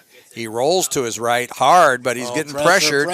And he's going to just get rid of it because there was nothing going on there, Chuck, as he rolled to his right side. And the pass protection broke down, and his receivers really weren't open. I'll tell you, Bill, big number 97, Austin Parrish for the Yellowjackets. He was coming hard, and I'll tell you, you're 6'3", 250. You run that hard, you're going to hit somebody. Yeah, and, Boy, he's kicking himself. He just couldn't quite get there. Now, so the Beavers are looking at 2nd and 10 from about the 12-yard line. And, of course, they would love to get this in. They've got 2 receivers to the right. They've got 2 backs in the backfield with 1 receiver to the left. Nobis play action fake and a screen to Campbell, but it's maybe a 1-yard gain, if that. Yeah, nice play there defensively. I'll tell you, they had a blitz on, and the screen looked to be the right call, but nice open field tackle there by the Yellow Jacket defender. I believe that was number 32, Cody Brown. And key on that. You're right on the stop. Key on that, Chuck, as you know, coaching all those years, you've got to have an interior lineman that's responsible for screen on that, and that takes a lot of, discipline to hang back and look for that. But that's exactly what Defiance did. Yeah, that's right. Nice play there again. Like I said, by Brown there with a good open field tackle. So Nobis puts Campbell to his right. And there he goes. He rolls to his right again. Reverse, Bill, reverse. And a little reverse. He's going to throw it. That's Duncan, and Duncan gets it to the end zone. Yes. Number 85, and that is Caleb Haleman, the junior, 6'2", 230-pounder out of Wapakoneta, Ohio. And Haleman pulls it in, and that is a touchdown for the Beavers. Yeah, again, I hate to correct you, Bill. Haleman's actually out of Tip City. Tippecanoe. Oh, I'm sorry. Yeah, it's all right. Guy with a name that close to mine, I got to get him his credit. Give him his due. There we go. But, Haleman with a nice catch there and a nice throw there by I see what Chuck Duncan. did there. I saw it. I see it. I didn't claim him. I just said it was close. And So again, Mr. Duncan in for the extra Yeah, point. Mr. Everything today, Adam Duncan. Thrown one, kicked a couple, And kick another one right here. and he gets it. So that makes it 20-7. And that we got a looks like some Flag? tempers are flaring, Is there a and it flag? would I think it's on Defiance. That was after the kick, though, right? Yes, Yeah, it was. And you hate to see that. Both these teams playing hard at senior day, and That was, I'm sure Defiance was just some sour grapes over that quote-unquote trick play there. But Yeah, that was shades of Evan Spencer against Alabama in the Sugar Bowl a few years ago on the reverse pass to. Yeah, and again, it will be assessed on the kickoff. So, again, this will mix things up a little bit. We haven't seen Bluffton put a kickoff in the air yet today, Bill. So Nope. they may try to pin them Nope. deep now that they have the extra 15 yards. They may. So we will see what happens here. Bluffton will get ready to kick off. We would expect Tate Smith, who's been handling the kickoff duties, will be kicking off for the Bluffton Beavers. Tate the Leg Smith. Tate the leg. And Chuck, if we measured all the kickoffs today, they may make the end zone. Yeah, maybe. They maybe get to the end They've zone. really made a concerted effort to keep the ball short. You, And, you mean in total? In total, the yes. totality of the kickoffs. The Rick, totality, Okay. the totality of the 5 kickoffs we've seen. So 5th coming, I should say. So, so that penalty. Yes. No, I guess it was on Bluffton. Yeah. They said Defiance, but Bluffton is kicking from the 20. So The way Defiance reacted, you would have thought it was on Defiance. yeah, I'm not gonna. I know better than to question an official. So Yeah. So Bluffton will be kicking from right to left for our WZAA listeners. I take back what I said about a kick in the air. Yes. But they may feel they have to do it now because a short kick would give them the ball Yeah. in their own side of the field too. I agree. So, And they've got the wind behind them, so there wouldn't be Far stretch. this is the way if you're going to do it. Yeah, That's if you're right. going to do it, this would be the time to try to get it going there. And they do. And they hang it up at about the 40-yard Yeah, line. going to be caught right at the 40 by number 34, Alex Hernandez. Oh, and Hernandez. He's still pushing through the line. Well, he's all the way up to the 35 of the Beavers there, Bill. And just like that, Chuck, the Yellowjackets answer the drive and the touchdown by the Beavers. Yeah, they do. And I'll tell you, Bill, I don't know if you saw at the end of that play, but one of the Bluffton coverage men there was very close to a penalty there. And, again, the officials were all over it, though, watching these guys close today. Don't want to let this game get out of hand with this intense rivalry here. Yeah. And, you don't let up like that. I mean, Bluffton jumped out to that 20-7 lead, and just as they get some breathing room, Defiance is pressuring them again. Okay, so 4 wide look for Miko. Again, Bennett in the pistol. 4-2-5 look Snap, for Miko looks, throws to the left flat, complete. I think it's Vorse. Yeah, I think that is Vorse again, and it is. So, and Vorse with another catch, and looks like a late flag, Bill. Could be roughing or something in that that neighborhood here. We'll see. Check the call here. Beavers could be complicating their situation here, Chuck. Yeah, that's right. So, again, after the Vorse reception, it's be second and about 4, but and it is roughing. Yeah. So that's 15.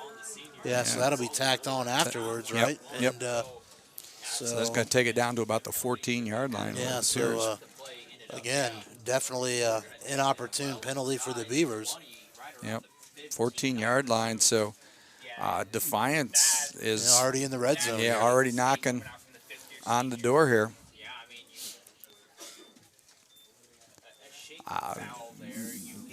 Bluffton just needs to calm down a little bit and just play what they've been, play the defense they've been playing, Chuck. Yeah, that's right. Again, playing with a lead here, you don't want to do something foolish and let them back in the game here. So 4 wide look again for Miko.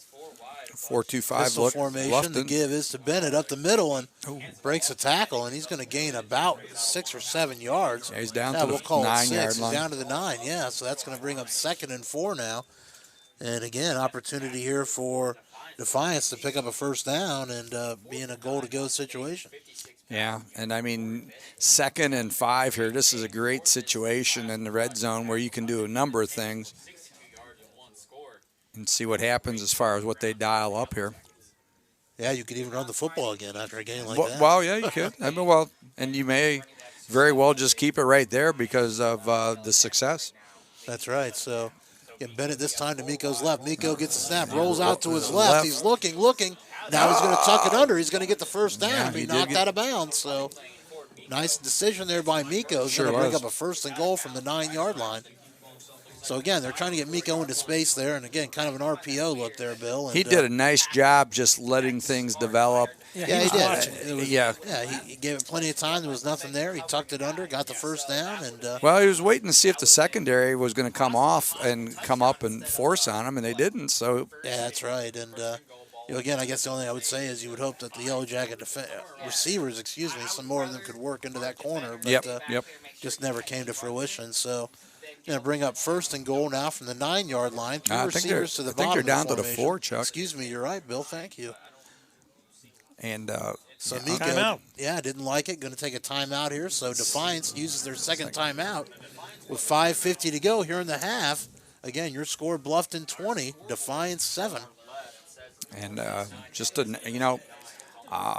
nice drive. And we talked about this at the end of the first quarter is that Defiance needed to get back to running the football, and they've had very good success handing the ball off to Corey Bennett, and Bennett's been able to really keep the offense churning here for the Yellowjackets. Yeah, he really has. You're right, Bill. He's definitely been the workhorse this first half for the Yellowjackets, and again, I wouldn't be surprised if they keep the saddle on him and just keep riding him here. On the season, Bennett's got 649 yards rushing and 3 TDs. He's also caught 11 passes and averages 4.7 yards per catch. So that's right. He's averaging almost 4 yards a carry coming into the day, and again, I'd say he's on every bit of that right now. Oh, yeah, I would say. All right, so going to come out 4 wide again. Bennett lined up to the right of Miko. And Bennett's also one of the motion to the bottom. So now 3 receivers at the bottom. There's the snap. They give to Bennett. Bennett cuts it back now up the middle. Very get close. Down to the goal line. He's not going to get in. He's going to be just short. Now going to be second and goal from about the 1 yard line. That's that little delay zone again, and they just let the defensive line move enough for Bennett to see where the gap is. Yeah, you're right. That, again, perfect example of his own play right there. He just picked his gap and went with it, and able to fall forward to about the 1 yard line and get the Yellowjackets in good shape here. And really, that jab step that Bennett's taking, what they're trying to do is set the defense up to step that direction to create the cutback lane, and so far it's worked pretty well. Yeah, it really has. You're right. So Bennett All right, so back to the pistol now. from the 1 yard line. There's a snap. You give this to Bennett. Oh, Bennett not hit, that around time. His feet. He's going to Looks go like he lost down. yardage. Yeah, he did. And that's He's number knocked down 33, Dylan Schaefer, underneath for the 2 yard loss. Yeah, he's going to be spotted at about the 3. So, again, like you said, Bill, 2 yard loss there. And, again, the Yellowjackets really going the wrong direction here on second and goal. Now going to look at a third and goal from the 3. And that's really what Bluffton needed there, because they've not had many tackles for losses here. And that's the type of play, like you and I talked about earlier, Chuck, is put them in longer situations than they want to be. Yeah, that's right. And, again, Miko with the decision here, as now we're going to have a bunch formation to the top. Again, Bennett in the pistol formation. You have to watch out There's for a this. snap to give this to Bennett. Bennett bounces Oh, and I around think- the right side. Oh, and He keeps moving, wow, but yeah, just can never nice get the edge. tackle there by number 20, Brian Coleman. Yeah, he's actually going to lose 2 more yards there, Bill, Yeah. at least, and knock back to about the 6 or 7 yard line. So now it's going to be fourth and goal, and it looks like Defiance is going to opt for Got the to field take the goal points here, Chuck, I think. You got Yeah, cut the lead in half right here with a field goal. Right. You're right, Bill. So, right. not a tough decision here. You just the don't heart want to tells come you go away for with it, but you just don't want to come away with no points after such a nice drive like that. no, you're exactly right. So again, Henry Brown into attempt another field goal for Defiance. Or I should say a field goal. His long on the season is 34 yards, so this is within his distance. Oh no, looks like it might be against the Yellowjackets. Yeah, Bill, and and that gonna with make it field a little goals, that tougher. can make it a lot different. Yeah, and they're kicking into the wind. It looks like it may have died down a little bit, but Yeah. they're still going into it. And it is on Defiance, so they're going to be backed up 5 more. Yeah, for sure. So, wow. Yeah, wow, indeed. Yeah. So it's now going to be a 30-some yard attempt, which is at the about the maximum distance that Brown's been able to kick this year. Yeah, I think it's actually going to go down as a 29-yarder, and Yeah. now let's see. Now, maybe Brown doesn't want to do it now. Brown's coming off the field. Looks like are they going to go for this? He's going to the sideline. And they are. The offense is coming back on the field. So Well, after with- the loss of yardage here, and again, We just talked about as long as 34 yards, he's kicking into a stiff wind. I don't think you got a whole lot of choice here. Okay, so 3 right, and Miko now rolls to the one receiver side, looks back. Oh, He's down in the goes. backfield. He's going to go down. Wow, and that's Ollie Moore and number 55 there. We'll get 55's number here for you guys. 55's number is 55. Yeah, his number is 55. John Boyd. Yep. Yeah. Bill didn't catch that. Yes, I did. I just ignore you, Rick. Didn't think it didn't warrant any kind of a comment. Yeah. So. All right, so that's where the Beavers are going to take over now, 1st and 10. Okay. With just under 3 minutes left during the first half. Wow, So, and this could be a big drive if Bluffton's able to go down and punch one in here, Chuck. yeah, it really would be. Again, Defiance, I believe, is going to start the second half with the football. So, Yeah. 2 receivers to right, 1 to left. They give it to Campbell. Campbell running to his right. He's up over to 20, out to the 25-yard line. Pick up a 5 on 1st down. Nice run. yeah, able to get the edge there before we're able to bring him down. And A little outside stretch play there. And I think Jalen Neely might have been in on that. So, again, we talked about Neely in the pregame. Had a quiet first half so far. Yeah, I agree. I expected to hear more of him. Okay, 3 to the left. Campbell steps off to the left of Nobis, and Nobis gives it to Campbell. Campbell's out over the 30 for a 1st down. Well, you know, I don't know if the Beavers are trying to eat the clock here or what, but they're certainly getting a lot of yards out of the run as well. Well, I tell you what, if you can do this check effectively, you leave no time for your opponent. When, yeah, that's right. And when you score. again, I believe that Bluffton does have 2 of their timeouts left. They so. do. 2 receivers to each side here. Nobis with Campbell to his left side. He looks it over, gets ready, calls for the ball, takes his drop. He looks.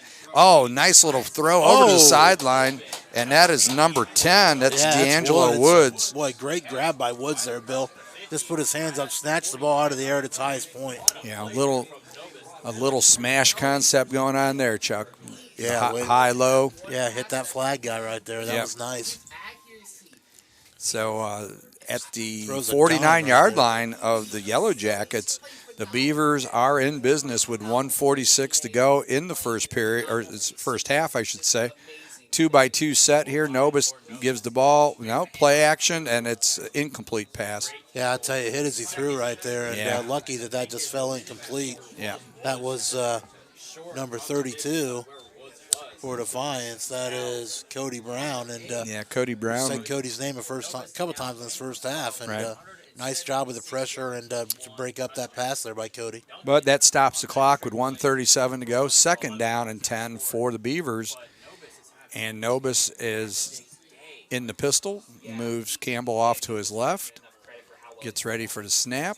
He looks, he drops, pressure coming. Intercepted. And it's intercepted by number 97. That's Parrish, I believe. Yeah, big Austin Parrish with an interception there. So snuffs the Beavers' drive out, and Defiance is going to get the ball back here with 1:31 And Defiance to go. really needed that, Chuck. Yeah, they really did, Bill. You're exactly right. After coming out of that last drive there with 0 points, the turnover here, and again, turnover in the plus side of the field to boot is a big break there for the Yellowjackets. The question is do you get time to run the ball to Bennett? Because well, look at that. The Quakers are up 21 to nothing. 21 to 6 over 21 to 6 over Otterbein. How about that? So, but getting back to what we're Brian saying, Moore looking for his 2nd win of the year there this year. Yeah, the Yellowjackets do have 1 timeout left, Bill, here. So yeah, that's why if you're going to keep your run in there. Well, they are going to give to Bennett here, and they got a little lead. And he's going to get run out of bounds. And he is going to get out of bounds. The clock will stop, but again, gain of maybe 6 inches. I don't even know if he got 6 inches, Chuck. I think it's just trying to be generous, Bill. I was saying, you're ever the optimist there because actually, in fact, they're going to mark it as a loss. Yeah. So he's going to give him a loss of about 2 yards. 2 yards. So. Yeah, so. Well, in this situation, you're going to have to throw the ball, Chuck. I mean, yeah, that's right. 1:26 to go, 2nd and 12 here. You're going to have to get a big chunk of it here on one of these plays. Yeah, that's right. So 3 receivers to the bottom. 4-2-5 there. Nico gets the snap, looks. He's all pressure by Moore. And Moore just crushes Miko at about the 46-yard line of the Yellowjackets. Yeah, boy, you almost up here, you could almost see Miko's eyes when he finally turned and saw him coming. You could see him loading the arms up. He brought the arms back, and he was going to make the big hit. And I'll tell you, Ollie Moore was coming right there. Yeah. So that's going to make it 3rd and long here. Yeah, and again, nice call by Bluffton here with a timeout to preserve the clock here with 1:17 left. Pretty good shot. They're going to get the ball back here as Defiance is facing a 3rd and Lima. Chuck's doing his geography again here with us on his 3rd and you call it, Chuck. You got another state, Bill. Yeah, that's true. That's true. Okay, so, right now, what this does is, really sets Bluffton up if they want to try to block the kick, which yeah, you're exactly right. Could be very much what they're going to do here. Yep. Well, and, we saw, at least on the previous punts, that, the punter is the quarterback, and so consequently they go with a pretty short set. Right. And, but that also could give Miko a chance to make a play, too. It could. So, it could. But again, on a 3rd and very long, or 4th and very long as it potentially could be, you may not get that. So 4 receiver look, 3 to the bottom of the formation now for the Yellowjackets. Solo receiver to the short side top of the field. Miko gets the snap and then draw here to Bennett. And Bennett gets it up, and Bennett's going to get close to the original line of scrimmage. Yeah, picks up a good 12 yards, he does. I believe. Gets it all the way down to the 45-yard line of the Beavers, and that'll stop. Looks like there's going to be another timeout That's here. Defiance's. Or was that Defiance's last one? I think it was Defiance's. They said third and final timeout. Okay, yeah. But it appears they have not. They still have 2 up on the scoreboard for Defiance, but I don't think that's right. I think that's inaccurate. Yeah. Two options right now. All right, so it's going to be. You know what, Bill? I don't think it was because it's 4th and 11. I don't know why they would call a timeout on 4th and 11. But Well, unless they just feel that they're gonna. Yeah, you're right, Chuck, because now it shows that that would have to have been Bluffton's Bluffton timeout. doesn't have. Yeah, so Bluffton is out of timeouts, but I think that Bluffton's seeing if they can get the ball back with any kind of field position, exactly, yeah. which I don't blame them. If you No, can, and you're right. In 4th and 11, there's still still a reason to come after this kick. So because there's a big difference between 20 to 7 and 27 to 7 at halftime. So yeah, it's 7 points. yes, and psychologically it'd be a huge, Yes, it would. No, I agree with you. huge setback for them. I agree with you. Okay, so again, they come out on an offensive set, but again, we know Miko can kick from that formation, so. And, He does take a step back, yeah, too. He might be a little deeper than normal, so we'll see. So he can drops, and no, Miko steps. Oh, He's through. Zickafoos. He's hit as he threw. Yeah, Zickafoos hit him. Zickafoosed them on that one. Yes, he did. It's going to fall incomplete, so the Beavers will take over now, 1st and 10 from their own 46-yard line. Isaac Zickafoos came with bad intentions there. Yes, he did. The ball is going to be out at the 46-yard line of the Beavers. Zicked him right in the foos. So is that Dean down there on the track? Laying there? No. I can't tell whether that's Why? Dean. Yeah, why is our camera unattended? No, Dean is obviously not in the house. Has Dean passed out somewhere? Is he frozen somewhere? That's what I meant. Yeah. Okay, so here we go. So Bluffton. 5 wide now for the Beavers. Yeah, and Nobis looks. He tries to get out, grounds the ball to the sideline. Yeah, Intended receiver was Campbell. Good pressure there by the Yellowjackets. And Hey Chuck, can I try to? you need more cable. My cable's been shrinking. I was going to say Dean's been getting some great shots down there in the last few minutes. Yeah, he And he's just not couldn't even take down it. there. He just couldn't take it anymore, man. Yeah, well, I think he's thinking hot dogs. Yeah, he might be thinking that. Well, they say you can't take the heat in the kitchen. Well, in this case, it's the ice. Not much heat in this press Now box either. ice in the refrigerator. That's right. Okay, so 2x2 set. He moves Campbell to his right, and Nobis looks it over. They're on their own 46-yard line. Jackets now backing up, showing And the up. Beavers, and he gets it out quick to the sideline, and I think that might be Woods. Yeah, it is. And he No, gets it's out of number 3. bounds, That so- is Thaddeus Phillips, Okay, so Phillips out of bounds, stops the clock. senior wide receiver, getting a little bit of his last game here in Bluffton. And so with 56 seconds, plenty of time here, Chuck. I mean, That's right. and you could even run it because you're going to if you get a first down, you'll be able to stop the clock. So Campbell to the right. We've got 2 receivers each side. We got a little jet sweep action, and that's Duncan again. And Duncan is going to get out of bounds with a first down. Yeah, he'll cross the first down marker. You're right. And just enough. Nice presence of mind by Duncan to know exactly where he needed to go and get out of bounds at the same time, Chuck. And Duncan gets out of bounds too. Clock stops. So it's a first down at the 38-yard line of the Yellowjackets. Yeah, 50 seconds left. And so Bluffton is putting on a nice little drive here. 2-minute drill as every team practices. 3 receivers to the right, 1 to the left. Nobis gets ready for the snap. And blitz, no, they drop out of it. And Nobis looks, he looks, gets it out to the sideline, number 91, and that is Tate Smith. Or no, that's number 81. That is Caleb Haleman, right? He is in bounds. Oh, no, Lucas Speedo. Okay, so 3 receivers to the right, and Nobis looks again, and Espita with the catch at about the 26-yard line. Out of bounds. Good clock management. Yeah, and they're is. playing really soft on this side over here. And if you could just take that 5 all the way, Chuck, it's not going to take them long to get down there on that. Yeah, that's right. 2x2 set here with Nobis puts Campbell off to his right. And he gets ready. He looks. He drops. Again to the sideline. And Espita Espida's had 3 straight catches on that side. And the number 20 is going to have to tighten up that coverage a little bit for the Yellowjackets. Yeah, he's like, what can I do? What can I do? He's got his hands up. And Espita's a big kid there too. You know, you look at him; he's Yeah, 6'1", 185. But he's every bit of that. yeah, he's got a mismatch on the corner here, and they're taking advantage of it. So we got 2x2 set here. Yeah, that's right. Braxton Horton over there wants some help. Yeah, and so Nobis Time to gets. go to the other corner. Yep, Nobis looks, and he gets it to Duncan on a little curl, and we used to call that a pigtail chuck, where you pigtail it into an out and gets out of bounds. Little curly cue there. Yep, and pick up of 6 yards, and what a drive! You know, nice management of the clock and driving the ball down here as the Beavers are trying to punch one in here. So they get the call here, and with 27 seconds to go, they're in a nice situation here.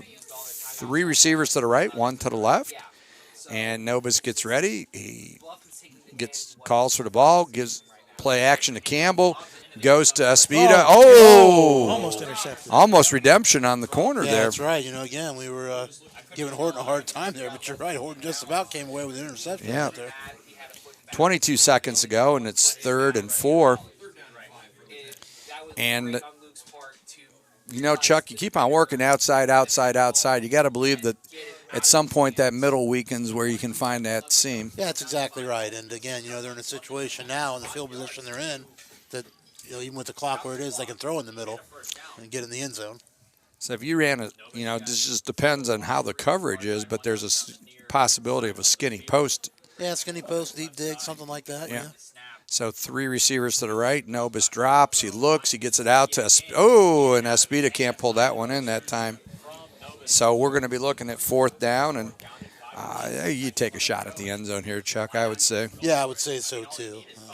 Or, I mean, with 18 seconds, you can still get a first down and get Yeah, that's right. But, again, they have to get out of bounds then because the clock will stop, Field but goal? only temporarily. No, they're going to kick it. Okay, Field so... goal. And really, you're going to make it a 3-score game if you get this. Yeah, that's right. You know, and So that's a smart move. It's going to be about a 27-yard field goal attempt by Duncan. There's a snap, the kick, and it looks good. yeah, real nice kick by Duncan there, but he did miss it. And he did miss Pushed it. to Wow. the left a little bit. Yeah, Hooked it too much. He Ray Finkled it. he did. So, So 18 seconds to go. yeah, Defiance is going to get the ball back here with a long way to go, but Yeah.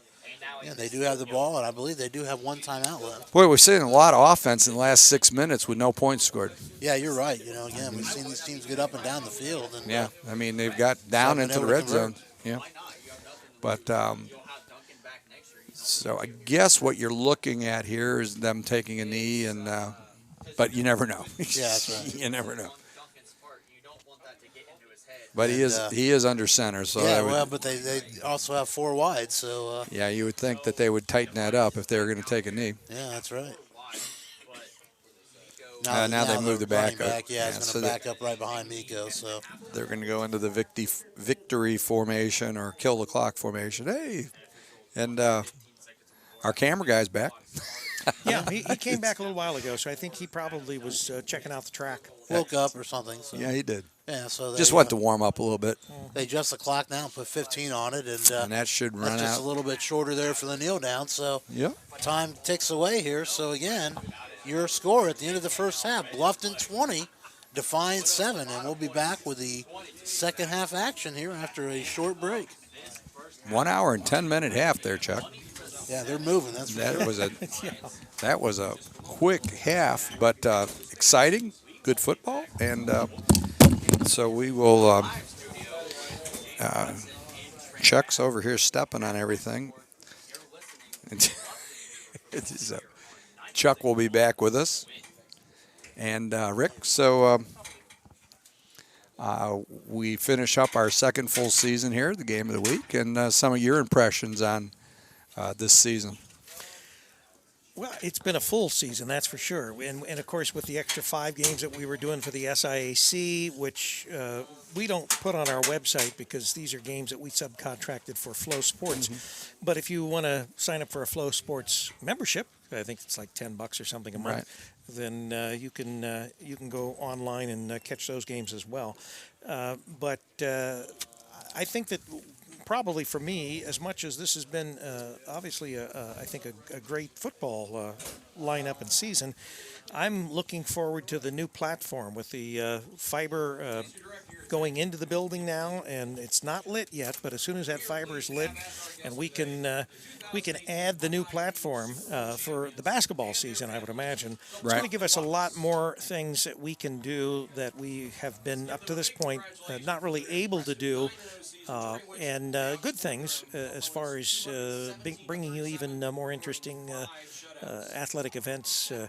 And we're obviously doing high school and college and semi-pro sports.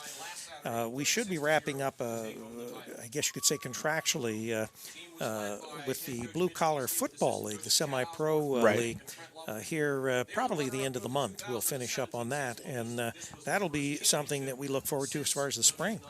And we'll be doing a lot of things with the Blue Collar League as we lead up to the season with their combines and their draft and the type of things that you would enjoy with the NFL. We expect that we'll see that with the Blue Collar League too here in the coming months. We've formed some new relationships this year, Bluffton being one of those. Of course, Mount St. Joseph. Some nice stadiums, Rick, that we've seen. Some great places to watch football, and we expanded our coverage at Urbana. Yep.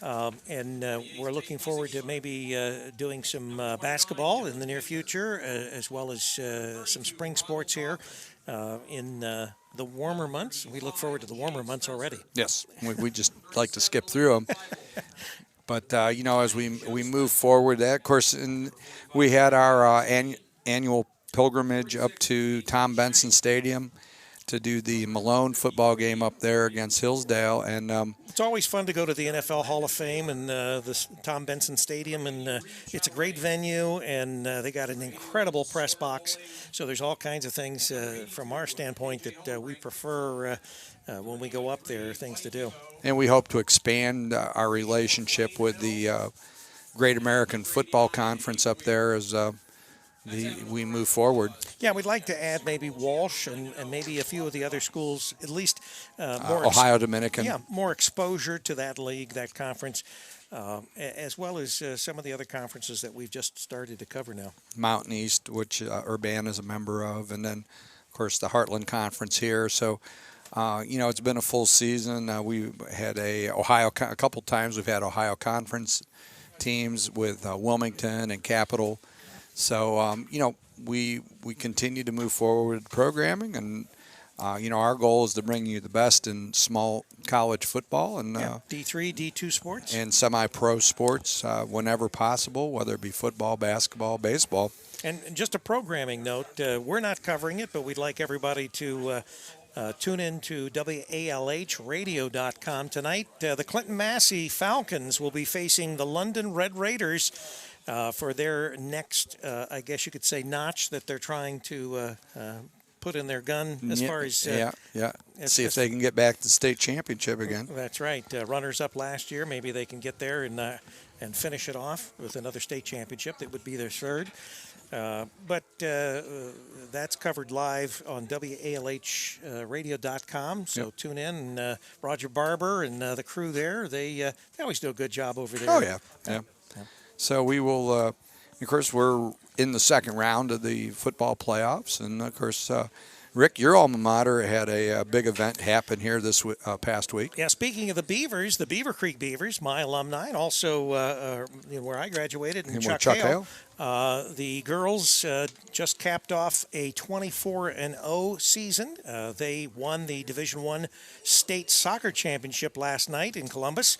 And so a lot of the boys were the Division I champions last year, and the girls being the Division I champions this year. So soccer's king there in the land of the Beavers there.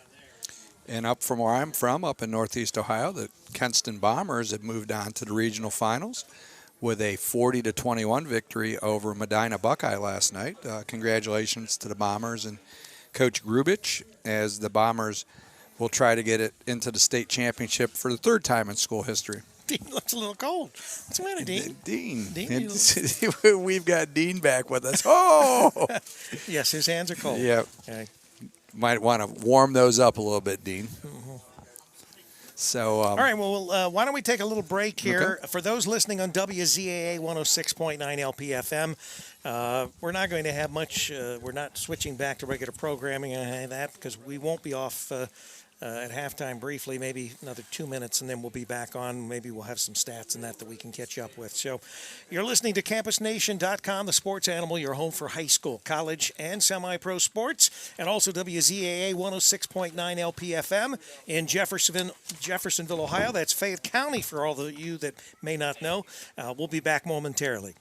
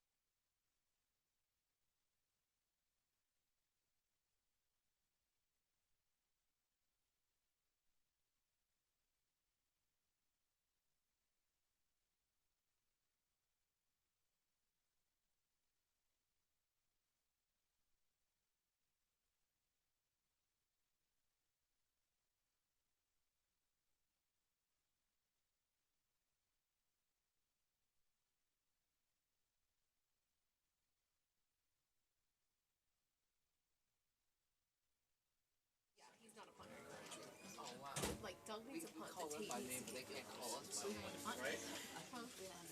Let's see how it is. Oh, see, I'm talking about the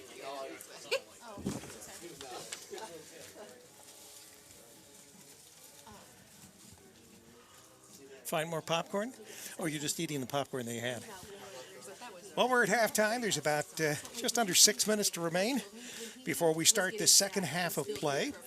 The Beavers of Bluffton, 20, and the Yellowjackets of Defiance, 7. Got some stats we'll go over here as soon as the Razor and the Hammer get back. Or you're not the Hammer anymore, are you? Whatever. Right. Okay. Dean is headed back to the camera on the field, so he'll be bringing all the action from down there. I'll switch over there to that.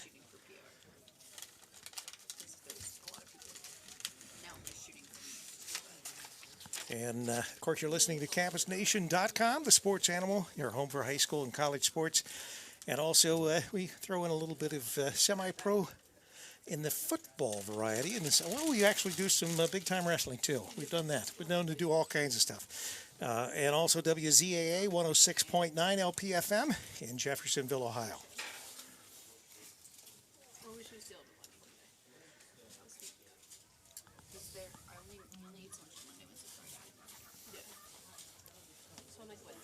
I didn't see any pretzels downstairs. I was surprised. I was shocked. I thought, where's a soft pretzel with some mustard and salt on it when you need it, right? That helps you get through the second half. Keeps you so you don't freeze. You know, salt is good for thawing things out, right?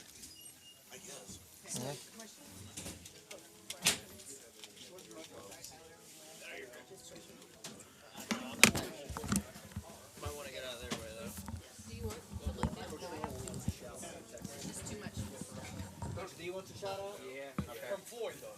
All right. Just to give you an update, the Cardinals of Otterbein trailing the Quakers of Wilmington, 21-13. So that's kind of a surprise, I guess you could say. Not really. Otterbein, I think Wilmington has improved. Otterbein has not really done anything spectacular as far as in the past 2 seasons.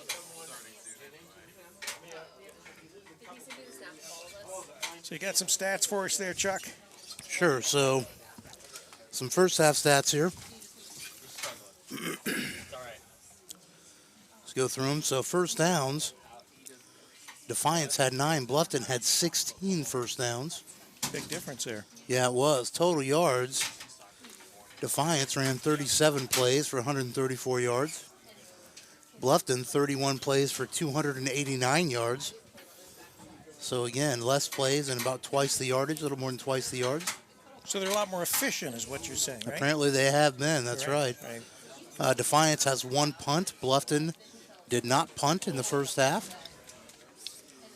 Penalties, Defiance had 4 for 25 yards. Bluffton had 3 for 34 yards.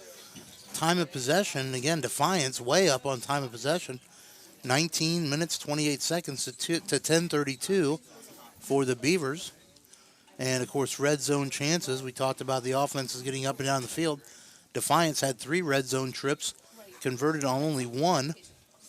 Bluffton with 4, converted on 2 of those. So, passing yards, Logan Miko was 5 for 11 for 63 yards for the Yellowjackets in the first half. Zachary Nobis, 15 for 21 for 216 yards and a touchdown. And, of course, Adam Duncan had that 1 attempt on the reverse for 11 yards for a touchdown.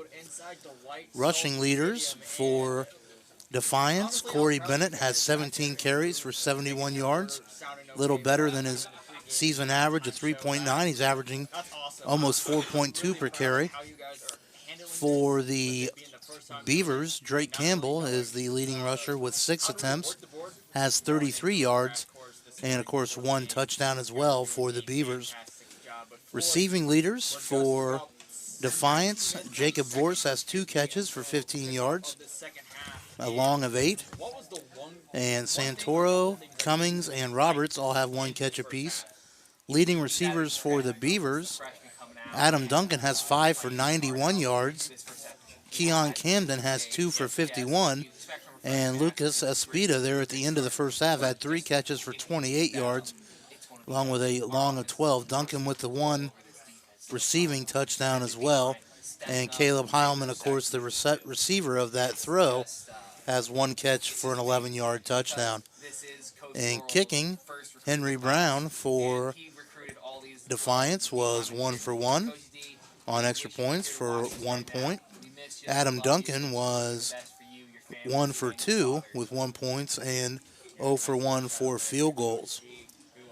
So again, those are your leading offensive statistics for the first half. Defensively, the leading tackler for the Yellowjackets is Bo Barkley. He had 3 touchdowns, as well as Neely, Miller, Lucas, and Brown, all with 2 apiece. For the Beavers, the leading tackler was Dylan Schaefer with 6, Antonio Crosty with 3, Brian Coleman Jr. and Donovan Clark also with 3, and then a host of other Beavers with 1 tackle. So again, statistically, kind of a tale of the scoreboard here again, as Bluffton leads in most offensive categories here from the first half. Again, with the lone exception being time of possession, where Defiance has almost twice the possession time of the Beavers. So we're all set here for second half action here, as again, like we talked about, Defiance set to kick off here to start the second half, excuse me. And the Beavers set to receive. So it appears the kicker for Defiance will be number, Must still be a I little believe that's windy down 38, It is a little, Justin Caballero. and it goes Short kick. to number 3. That's Thaddeus Phillips. Yeah, Phillips crosses midfield. Nice He's going to be return. tackled at the 44-yard line of the Yellowjackets. So very good starting position here, Bill, for the Beavers as they start the second half. Yeah, that's the danger on the short kicks like that. If you do get a good return, you're already nearing the red zone. Yeah, that's right. So again, already in the Yellowjacket side of the field. So Zach Nobis will see if they can pick up where they left off. Nobis with 216 yards in the first half, and he I waited a long time for that, by the way. I know you did. Okay, so we got a 2x2 set. We've got a okay. Campbell moves off to the right of Nobis, and he looks, a little option, pitches it out to Campbell, and that's not going to go anywhere. Yeah, I'll tell you, Bill, that was a dangerous pitch relationship there. They Kind of ill-conceived there. Yeah, well, you see that kind of pitch, but usually you get more on the perimeter when you do that. He hadn't even cleared the tackle yet, and that makes it that much more precarious. Well, and I'll tell you, I think part of it was the fact that Defiance did a nice job stringing Nobis They out. did. And never They let did. him get his shoulders turned to the line of scrimmage. That's right. Yeah. So it's going to make it 2nd and 15, which is going to make it, that much harder for the offense. But they have been successful, so they come out, Beavers in a pistol formation. They move Campbell to the left there, and so he gets ready, gives the ball off to Campbell. Campbell's up over the 50, back over to up to the 41-yard line. Yeah, gets back past the line of loss. scrimmage. Yeah, gets back what he lost plus about 3. So that's going to take you to 3rd and 7, Chuck. And really on this side of the field, they could be in 4-down territory if they choose to. Yeah, I'd say they already are, Bill. You're right. Because you're almost too close to punt.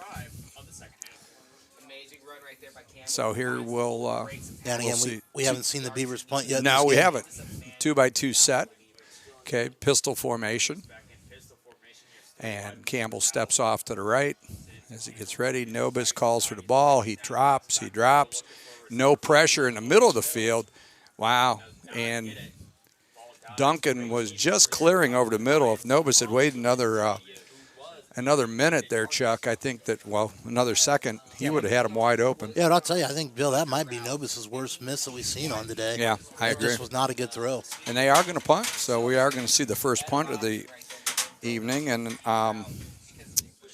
And who else but Adam Duncan is the kicker here Yeah. on the punt. Been Mr. Everybody for the Beavers today. Yeah, he is averaging 36.6 yards per kick this year. on 50 kicks.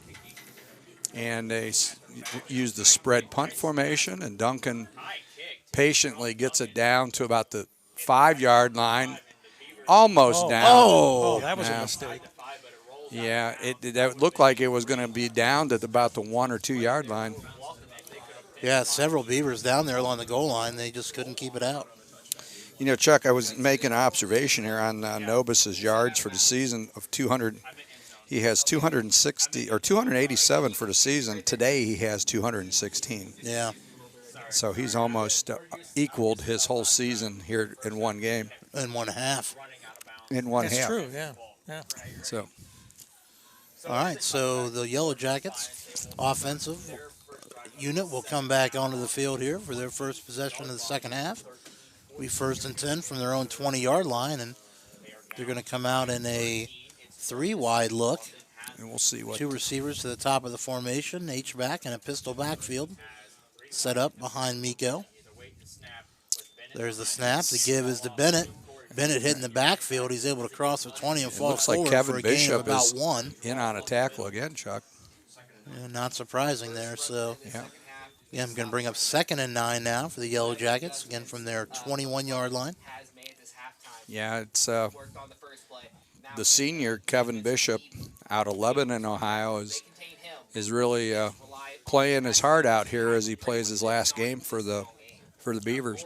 Yeah, that's right. So, and Defiance checks the sideline, gets the call now, and Miko gets him set, a 4-wide receiver set. Bennett offset to his left. 3-man rush by the Beavers. There's the snap. Miko looks. Oh, Ollie Moore. Oh, and it's picked intercepted off. by the Beavers. And again, Number 33, Dylan Schaefer. yeah, again, Miko was looking for number 27, Cummings, but again, yeah, you just never saw him. He stepped right in front of Cummings, and easy interception there for the Beavers. You know, Chuck, you teach your outside linebackers hook, curl, slant, and he was sitting right underneath that when they threw it. You're right. He's right in that hook zone, and that's exactly where they threw it. Okay, so great situation for Bluffton to add to their lead here at 20-7 with 12 minutes and 27 seconds to go in the third period. Pistol formation, 2-by-2 set with the receivers, and Nobis gets ready. He moves Campbell off to his right, and a little play action fake, gets it out quickly to Duncan, and Duncan's got the ball about the 22-yard line for about a 5-6-yard gain. And so that's going to make it 2nd and 5. And at the end of the half, Chuck, we noticed that Nobis was able to complete those outs at will. And you almost think they would come back and do that again. You know? Yeah, and there you go. And there it is right there. Yep. So 2-by-2 set. Nobis in the pistol. Gets ready. He'll move Campbell, as we've seen, to the right. And so Nobis gets ready, takes the snap, play action to Campbell, and a slant, and there it is. Wow. And just like we had talked about there, Chuck, that's number 81, and that is Caleb Haleman. And I'm sorry, that's Esposito. Yeah, Espita there. Espita. Able to get the inside position there, Bill, and easy throw and catch there. And we had talked at the end of the first half that shallow, skinny post was a possibility the way they were playing that defense, and they were going to make them pay at some point, and they did. Yeah, there you go, and the rent was due right there. So 11:58 to go here in the third quarter. Your score is now Bluffton 26, Defiance 7. Duncan on the Again, extra Duncan, point. yeah, to attempt the PAT, try to push it to 27. That And looks, he does. Yeah, there we go. Yeah, 27-7. Yep. So a 20-point lead now for the Beavers here with 11:58 to go here in the third quarter. And the kicking game's been anything but sure here today with this wind and cold temperatures. But 27-7 with just under 12 minutes to go in the third period. And while that turnover, you can't. We always know that turnovers are huge, but especially when the game is relatively close, that can change it from being a competitive game to a non-competitive game really quickly. Yeah, that's right. And again, Bluffton did just what you're supposed to do. They made it hurt right there. And again, the Yellowjackets now going to see if they can't get things going on a positive note with their offense here. Yeah. for the first time in the second half. Yeah, you would say that at this point, Bluffton will try to inflict some damage through a strong pass rush and really force Defiance's hand, trying to get him into third and long, second and long. I think they're going to have to hold the ball. Yeah. Yes, seen the ball blown off the tee several times today with this blustery wind. Kosikowski comes over to hold it. And Tate Smith. If it's like the other kicks, Chuck, we won't expect to see it go too far. Yeah, And not very. Fielded at about the 25. A little jet kick there. Oh, met with a host of Beavers. Yes, he was. Yeah, and I think that was Alex Hernandez there on the return, but hit almost immediately there. Number 45.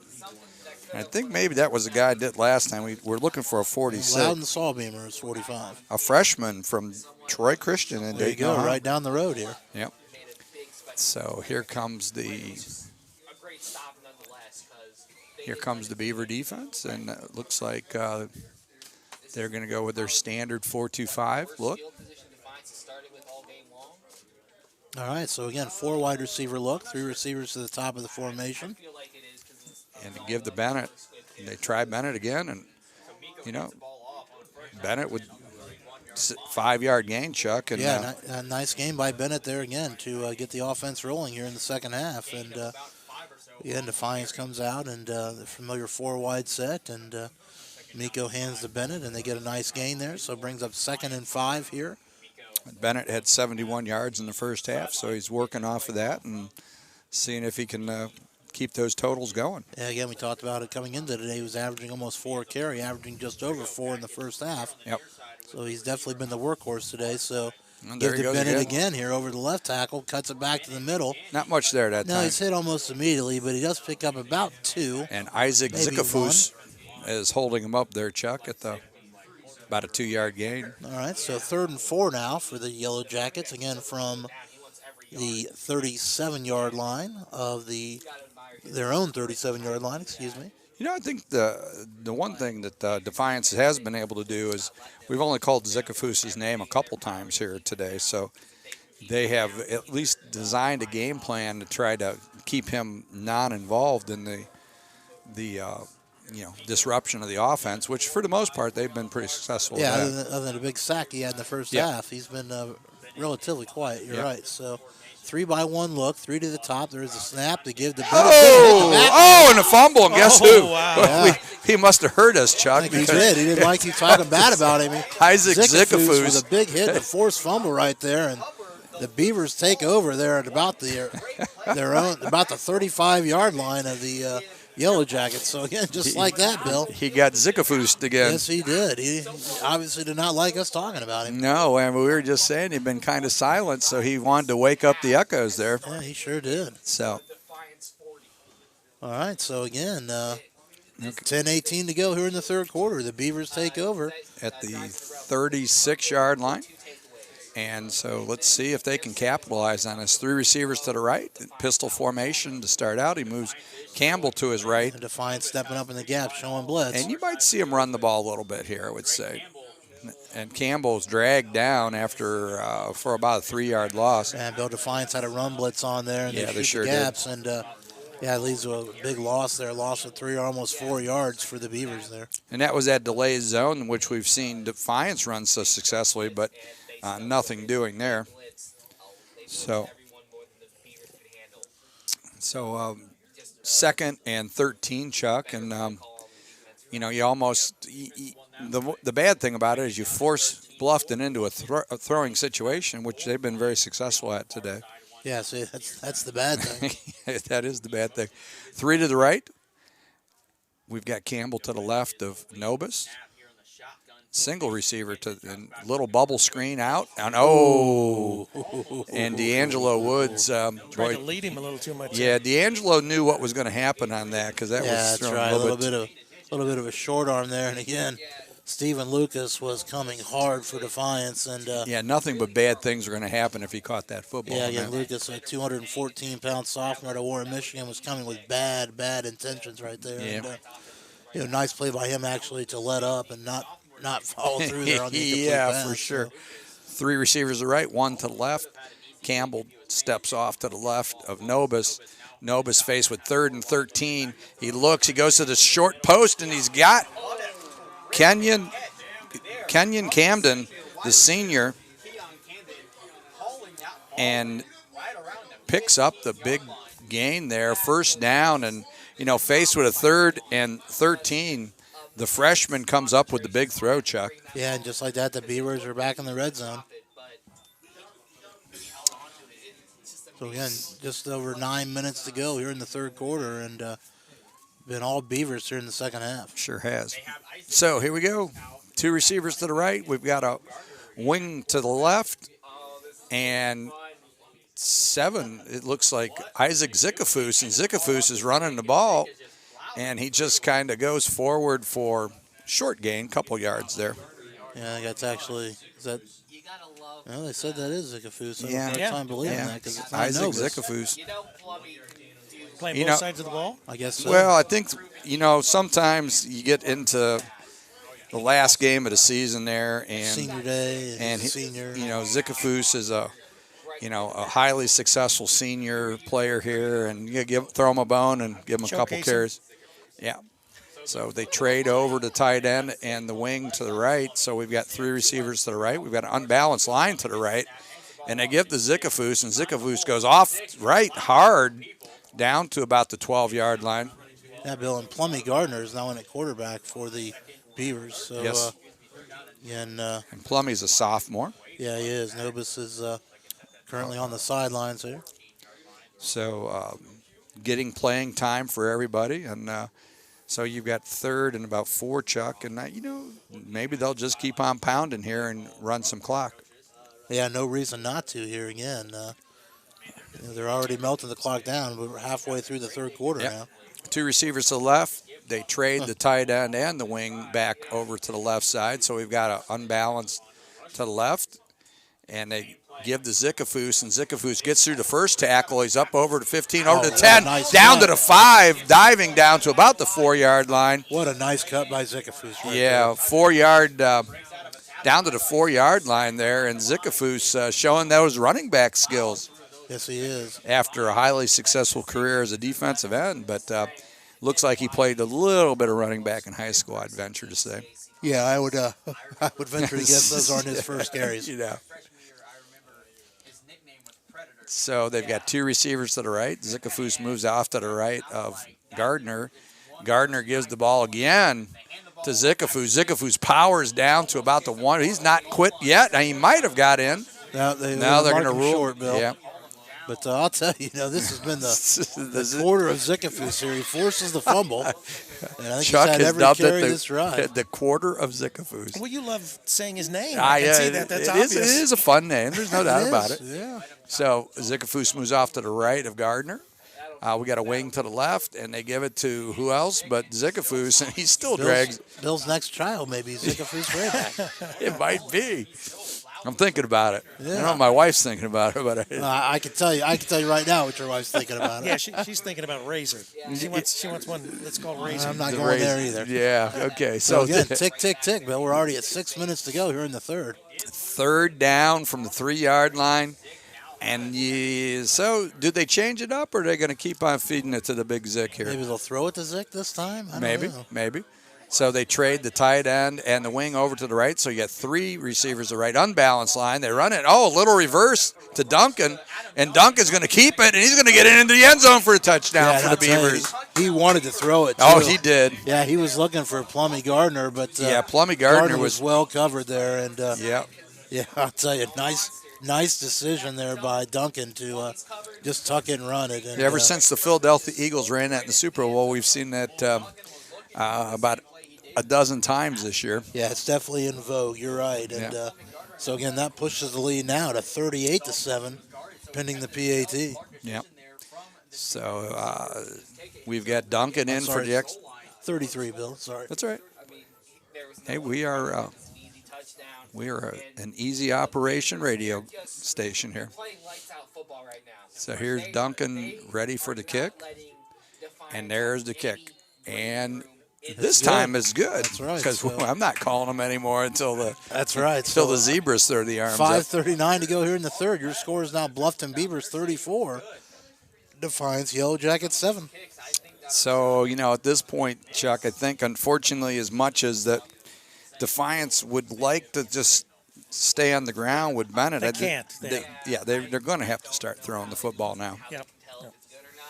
And you can tell that Bennett is their go-to guy, but you can't. There's just no way that you're going to catch up in this game if you continue to grind it out. And Bluffton so successfully ate up so much clock on that last possession that you almost can't, you can't go to anything conventional if you want to get back into this football game. So. No, that's very true. So again, it looks like Miko will have the pressure placed on his shoulders here as we continue here in the second half. Tate Smith again. Yeah, Tate the leg. And there's Tate with the little pooch kick. Down to about the somebody 25 let yard. it go. Oh, and wow. Oh, and it's free. And I Ball's think. loose, and now they're going to rule it down. He's ruling it down. Wow. Bill. And if there was replay on that one, I would say they were wrong about that. Now we're going to have a flag, a little bit of extracurricular there, I think, after the play. And Little excitement. yeah, That Bluffton- ball was rolling around free on the ground. That's twice now. Bluffton is not giving So let's see what the sideline. if it's questionable, they're going to give it to. Yeah, they're.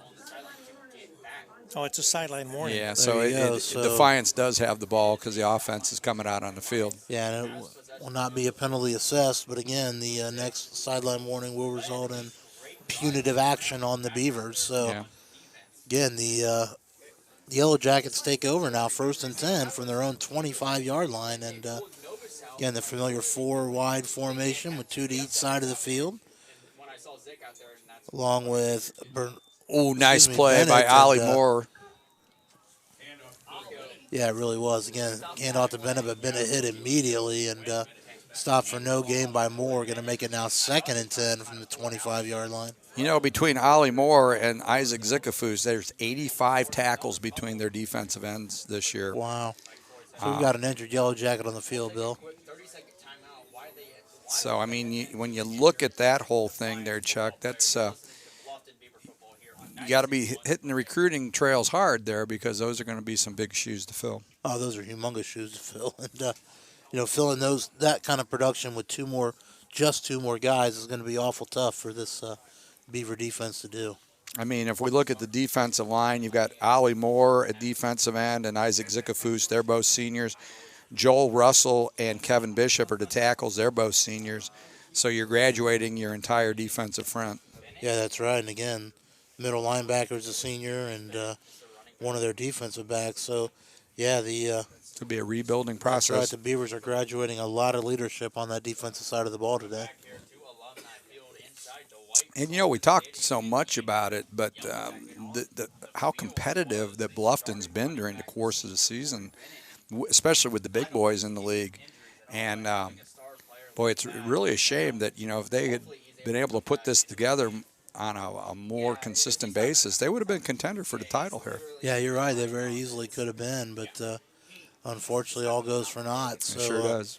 Corey Bennett was the injured Yellow Jacket, helped to the sideline, and Hopefully he's not gone for the game. that's right. So we go back into the 3-by-1 look, and this time Joe Webb, the running back, and the give is to Webb, and Webb gets up to about the 30-yard line, going to bring up 3rd and 5, now for the Yellow Jackets, again from their own 30-yard line. And, this is one of those situations here where you don't want to make a mistake because the defense will be, pinning their ears back, coming after them on a 3rd and 5. Yeah, that's exactly right. So, again, 2-by-2 look again for the Yellow Jackets. Pistol in the backfield. There's the snap, the give, and it's Webb again. And this time Webb hit immediately. He's going to fall forward for maybe 1 yard, but That's going to bring up fourth and about 4 now for the Yellowjackets. And Ollie Moore on the bottom of that pile. And surprise, surprise, going to be a yeah, pretty obvious punting situation, it looks like, for the Someone down? Yellowjackets, but we'll Someone's see. down. you know, Chuck, one thing in reviewing the season, we have been treated to seeing some great defensive end play this year. Yeah, we really have. You're right. I mean, one that comes to mind, Michael Tolliver at Yeah, at Urbana. at Urbana. Tolliver was a real treat to watch this year. You saw Central State have anyone that stands out in your mind that brought some thunder and hurt? Yeah, I can't recall the name off the top of my head, but yeah, Central State had a couple of tough defenders, and again, we saw Kentucky State had a really good interior D lineman that we saw in their last game there, and I'm sorry, I just can't recall the names, but yeah, we've seen some good D line play for sure this year, Bill. And Mount St. Joseph had some good kids too. I mean, we saw some excellent defensive players this year. But only one Zickafoos.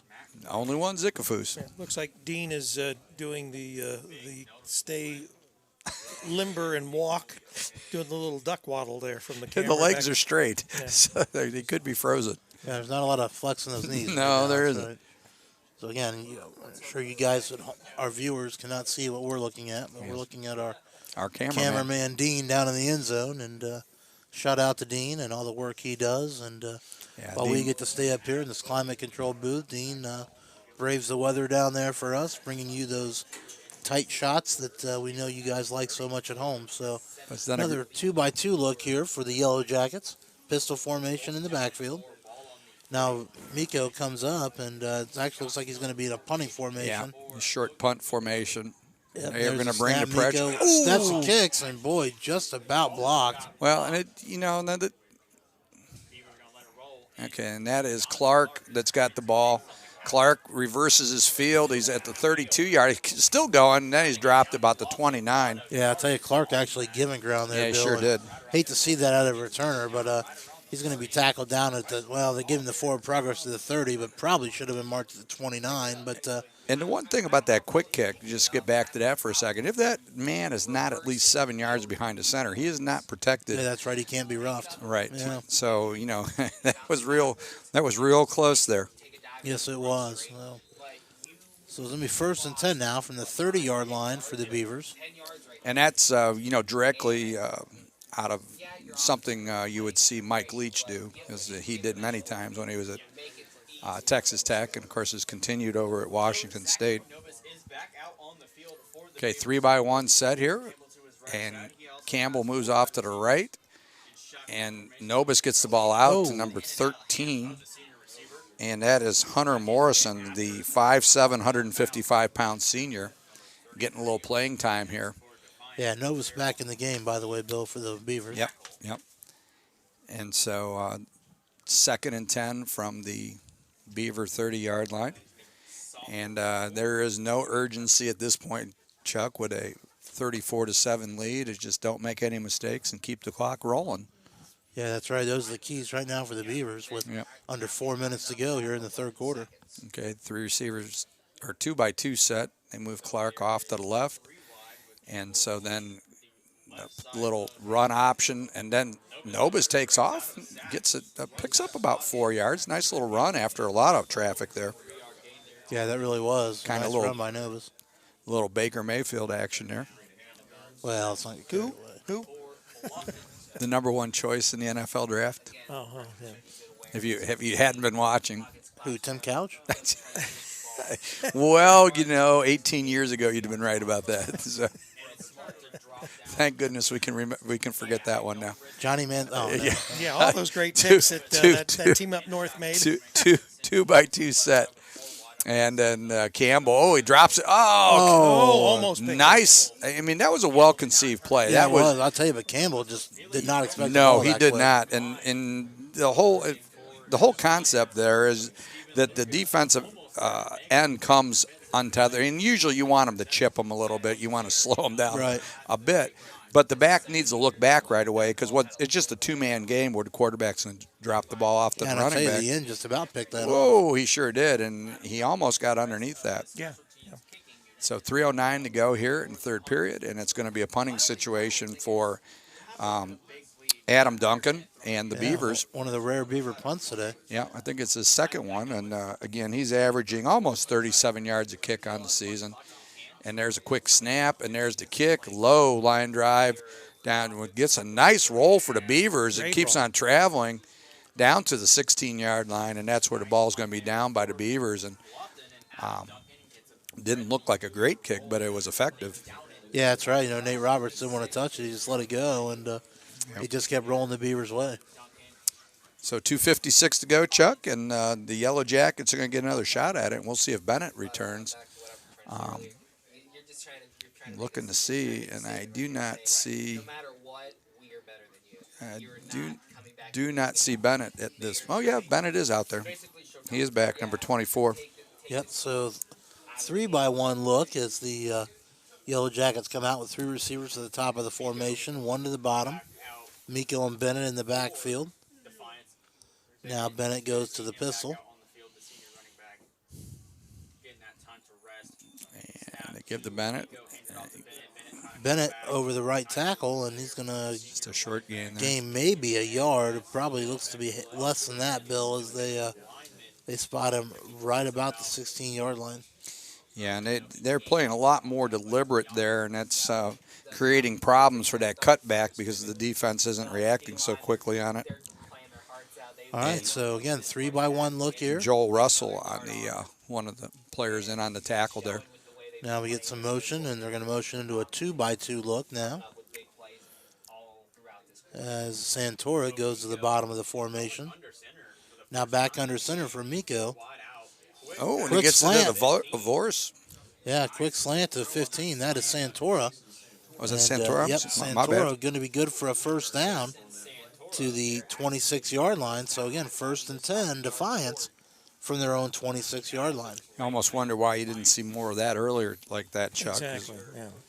Well, I think the wind has died down significantly, and that may have something to do Yeah. with it. But it's still whipping around pretty good. But with that 4.25, that's one of the vulnerable areas right that's there. right. That's one of your holes. Yep. And Bennett All right, so, maybe a yard yeah, again. give to Bennett, and he puts his head down. And that's Joel Russell with the tackle again.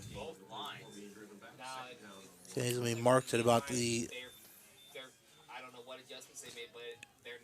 And I would 26, suspect, I would say. yeah, I would suspect you're not going to see much change on the defensive front with them all being seniors playing their last game here. Yeah, I agree with you.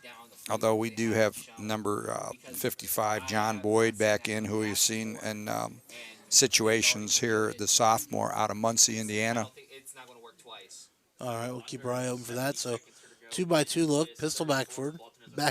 Oh, and Yeah, little broken play there. It looked like it was supposed to be a read option there, but it looked like the Bennett either went the wrong Bennett way. went the wrong way, or Miko was way off. or One he, of them was. yeah, one of but, them. They bring up a 3rd and 10 now for the Yellowjackets again from their own 26-yard line. One zigged when the other one zagged, and they didn't come together on that one. So here we go with 3rd and 10.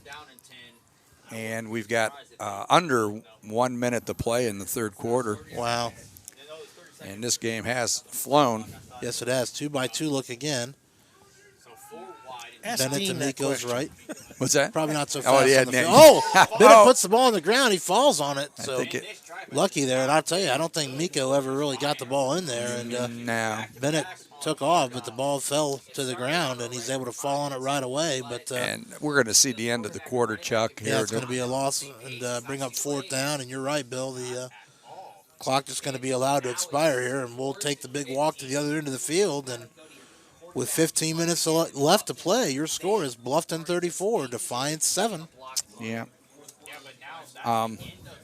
Interestingly, looking at the enrollments here, Chuck, both of these schools have 800 students. A picturesque campus here at Bluffton. A lot of improvements with the athletic facilities. Oh, yeah, again, they have a lot of classic-looking buildings, but a lot of Yeah. new.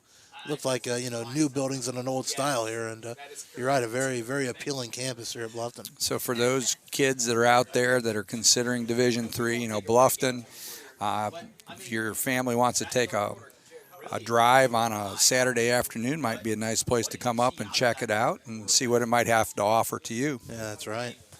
And then, of course, Defiance is very similar, located in Defiance, Ohio, a small liberal arts school of about 800 kids. So you get what you make out of it when you come to a school like this, Chuck. Yeah, that's exactly right. And yeah, kind of what you just said. I mean, you have an opportunity to do a lot of different things here. Yeah, which you might not do at a big school. That's right, yeah. You might be in intramurals, but you won't be in varsity athletics. Yeah, that's right. So, again, 2-by-1 look here. It's a Or punt, excuse me, a punt formation. It's and fourth down. a little bit. They were a little bit deeper that time. Yeah, they were. And it's picked up by Coleman, and Coleman's over to 50. Yeah, fielded it as Keeps 46. on going, and he's kind of takedown, 2 points. Yeah, big time wrestling move there, and well, I'll tell you, you don't just see that big 78 Jorian Beery way down the field on punt coverage, and normally don't see Japanese wizards used like that in the middle of no, you don't. a football and I'll game. tell you what, he's shaken up. He's helped off the field by his teammates there, and I'll tell you, Beery though with a nice takedown there. I harken back to my days in the wrestling room right there. I was going to say, of course, they tell you not to reach back. There's only bad things will happen when you're wrestling if you reach back. Yeah, that's right. But at least he was on his feet when he did it. That's true. That's true. He was a lot. He was in a different weight class there too. I'd say. That's right.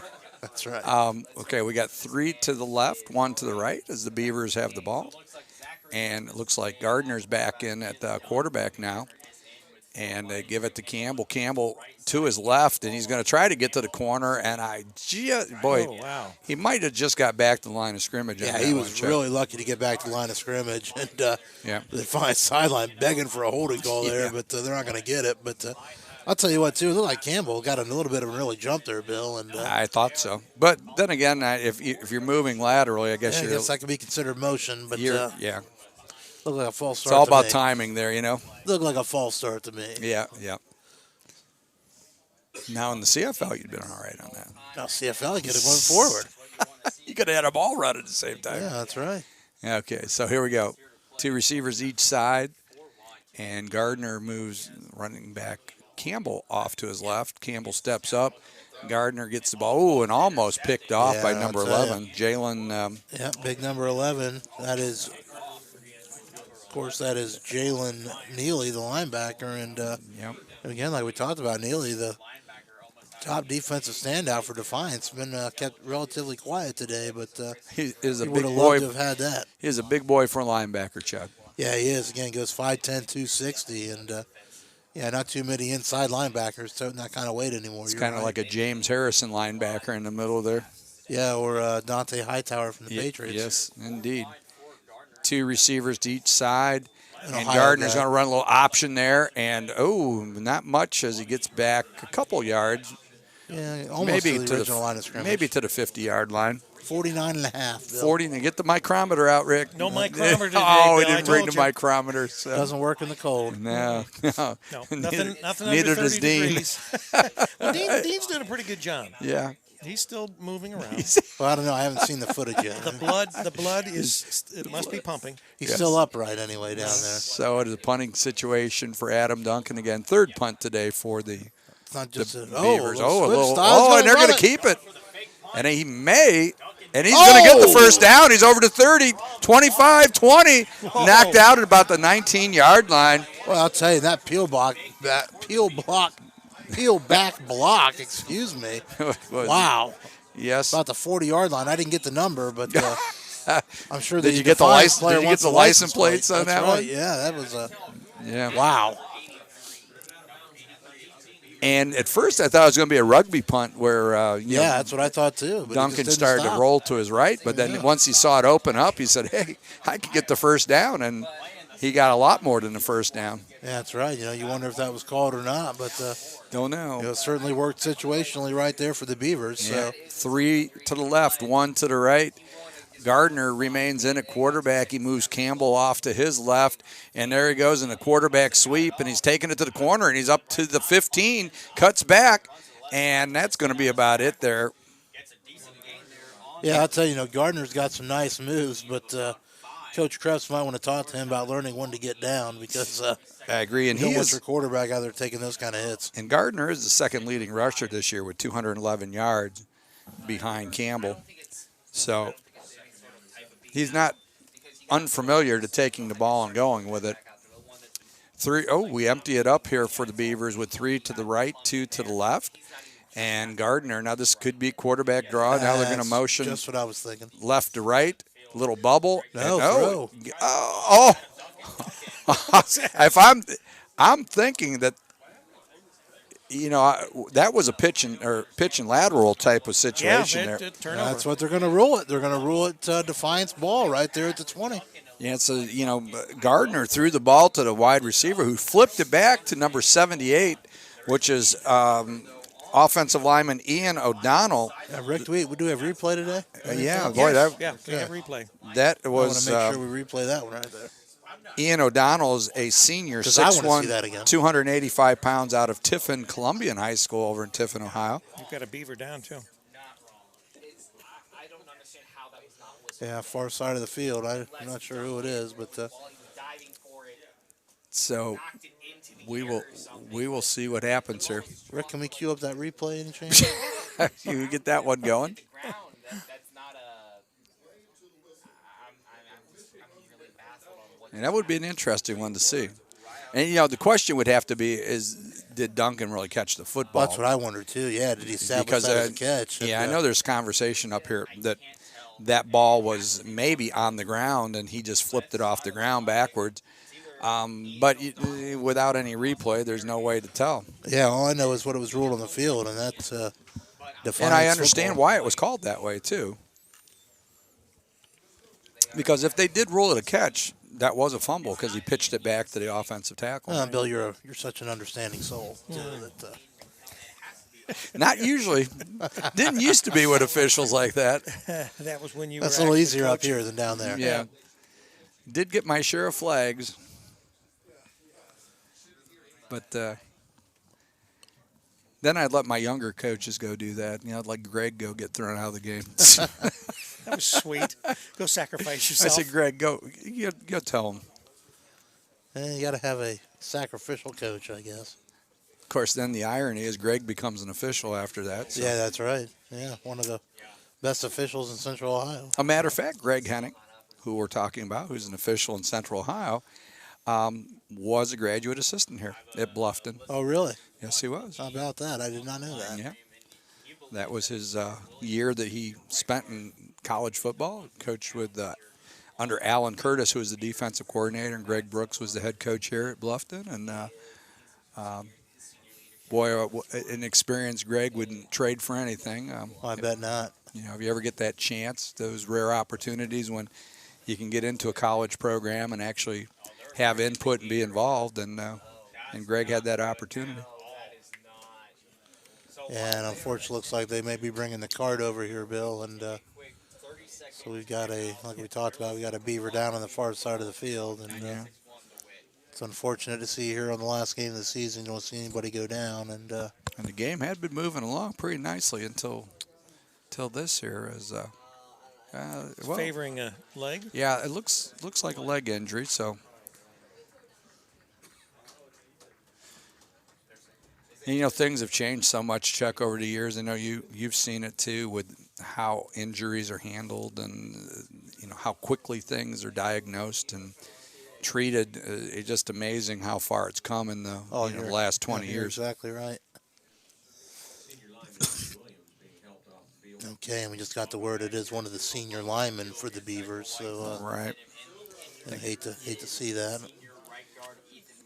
Ethan Williams, one of the senior guards, and again, we wish him a lot of luck and hope that he's all right. So we hate to see him leave the field this way on his final game. So hopefully all right, but he's about 12 minutes away from witnessing the Beavers winning the last game of his career, and so hopefully the Beavers will motivate themselves to finish this strong. That's right, maintain the hammer.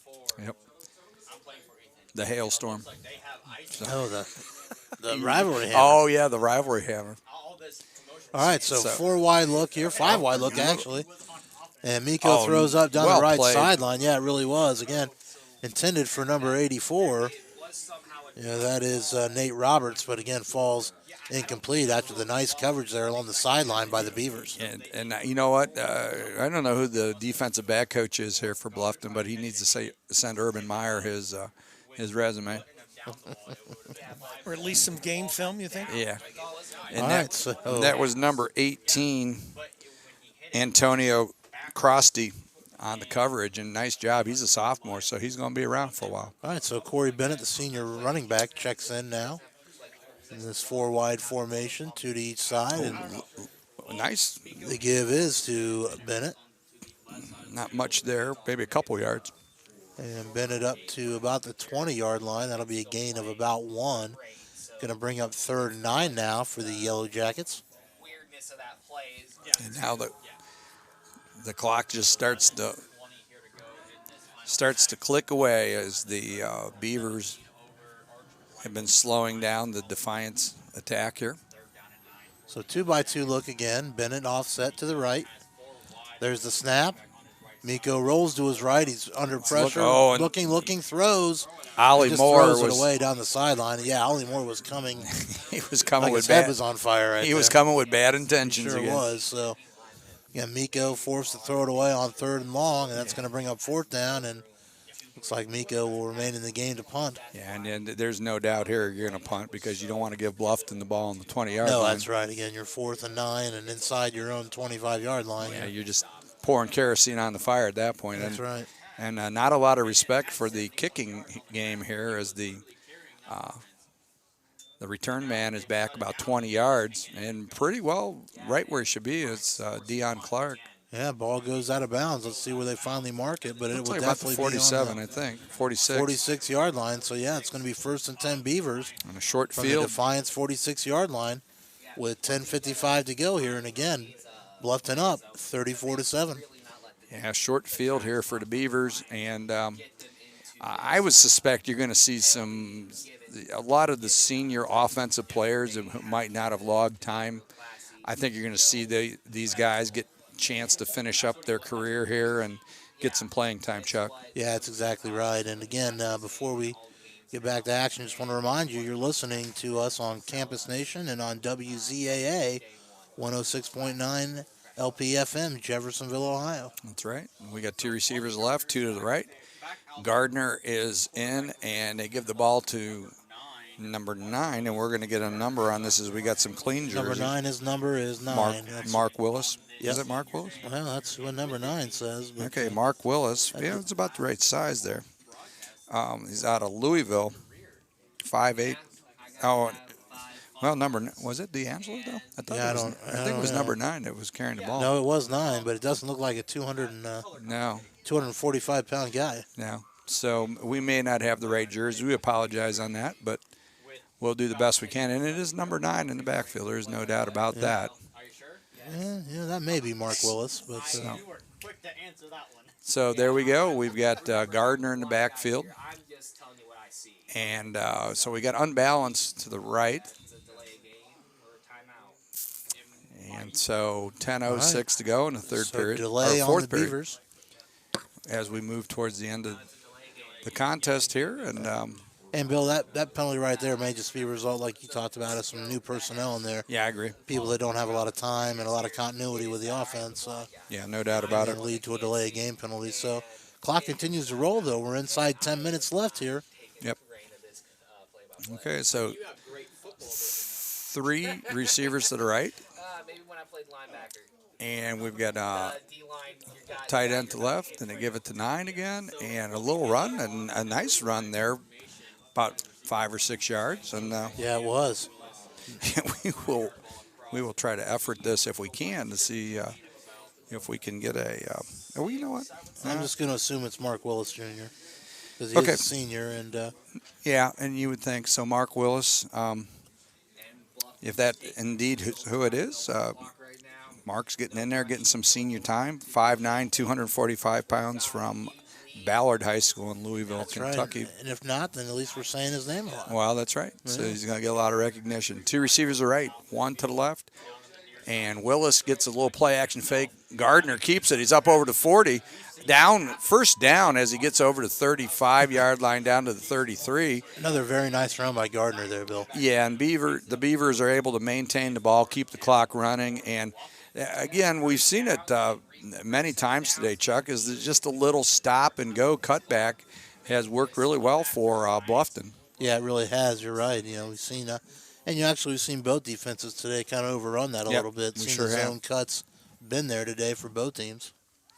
And, football runs and trends. And, of course, you were talking about Le'Veon Bell and the slow read type of thing. And then, that's becoming more popular. 2-by-2 set, little bubble there, but they give it to Willis. And so pick up of about 2 yards down to about the 31-yard line. So we're going to be at 2nd and 8. And the clock continues to tick away at 8 minutes to go in the fourth quarter. And so here we go. As Gardner lines up with 2 receivers to the right and 2 to the left. And he's got Willis off to his left. And a little screen or a little just quick throw, wide receiver screen. And I'll tell you, too bad they couldn't complete that, Bill, because Defiance was coming hard. Yeah. And that was really the right call there, but he just couldn't step into that throw, unfortunately. So and that was intended for Hunter Morrison, the 5'7", 155-pound senior, getting some playing time here in his last game. And you're right, Chuck. It would have been nice to see a senior player go out, maybe a touchdown if he had caught it. Yep. 2-by-2 set, and Willis steps up to the left, out of the pistol. Gardner looks. He steps up in the pocket. He gets out, but no, number 97. That's big. Austin Parrish. Austin Parrish, yeah. So Parrish with another big play here. And, Parrish has been the one real defensive standout today for Defiance. And so last time we saw a punt, wasn't a punt. So we will see what happens here, whether, Adam Duncan decides to use the rugby kick. And you would think that the Defiance coaches had a talk with them about the situation here. Yeah, probably a very calm, very soothing talk about that. And we've got a comeback going on over in Wilmington there. And it is a fake. And we've got another fake here by Bluffton. And, short snap there. Yeah, this one not nearly as successful as the last. So. And that's going to be, I think it was number 34, it looked like.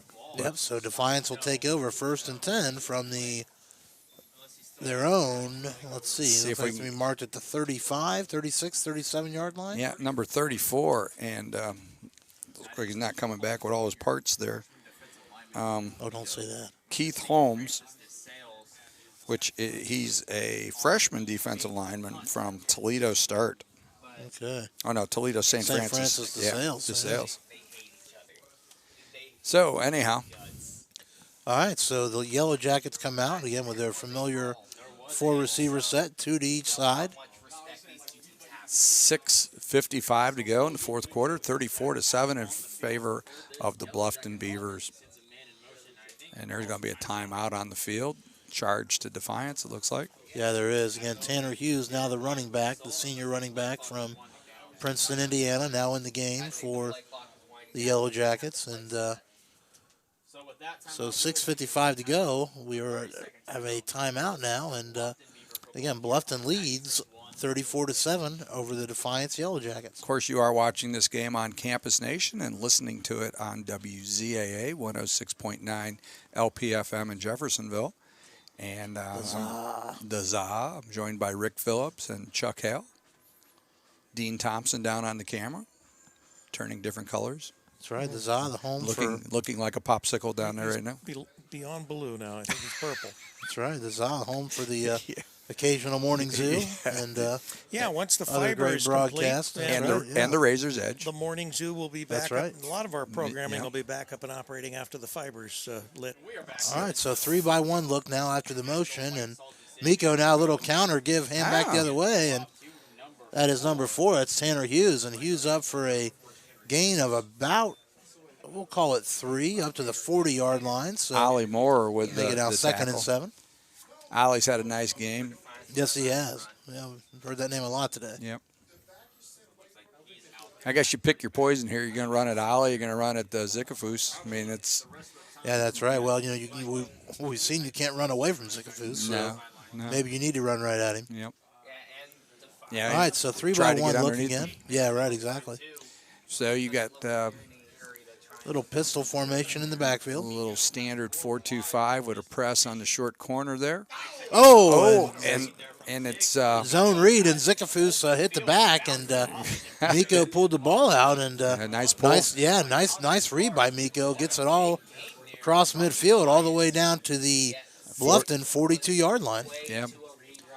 And I'll tell you, they used Zickafoos' speed against him right there. Sure did. And, just like we talked about, run at him and get underneath him, and that's exactly what Miko did right there. Well, that's the beauty of that play. If you have the patience, and that's where a lot of quarterbacks aren't willing to ride that ball that long, where you pull it out at the last second Right. when the defensive end or defensive lineman's committed. And and then you force Zickafoos to make the wrong choice no matter what he chooses. Right, and that's what we saw there, and that was a nice play. Yep, so we've got a timeout on the field here with 5:41 left to play. And again, the Bluffton Beavers up on their, I wouldn't say cross town, but definitely cross state, cross couple county rival Conference here. rivalry. Yeah, that's right. The Defiance Yellowjackets, and score 34-7. And, of course, we're here at Alumni Field in Bluffton, Ohio. And this is the final game of the Game of the Week football package. As it's been a pleasure to work with Chuck this year and Rick and Dean, as we've been all over the state of Ohio bringing you That's the what best. we have. Seen some great action. Yep, Division II, Division III, and junior college football. All right, so another 4-wide look, 2x2. Now we have motion from the bottom to the top of the field. Now 3 receivers at the top of the formation.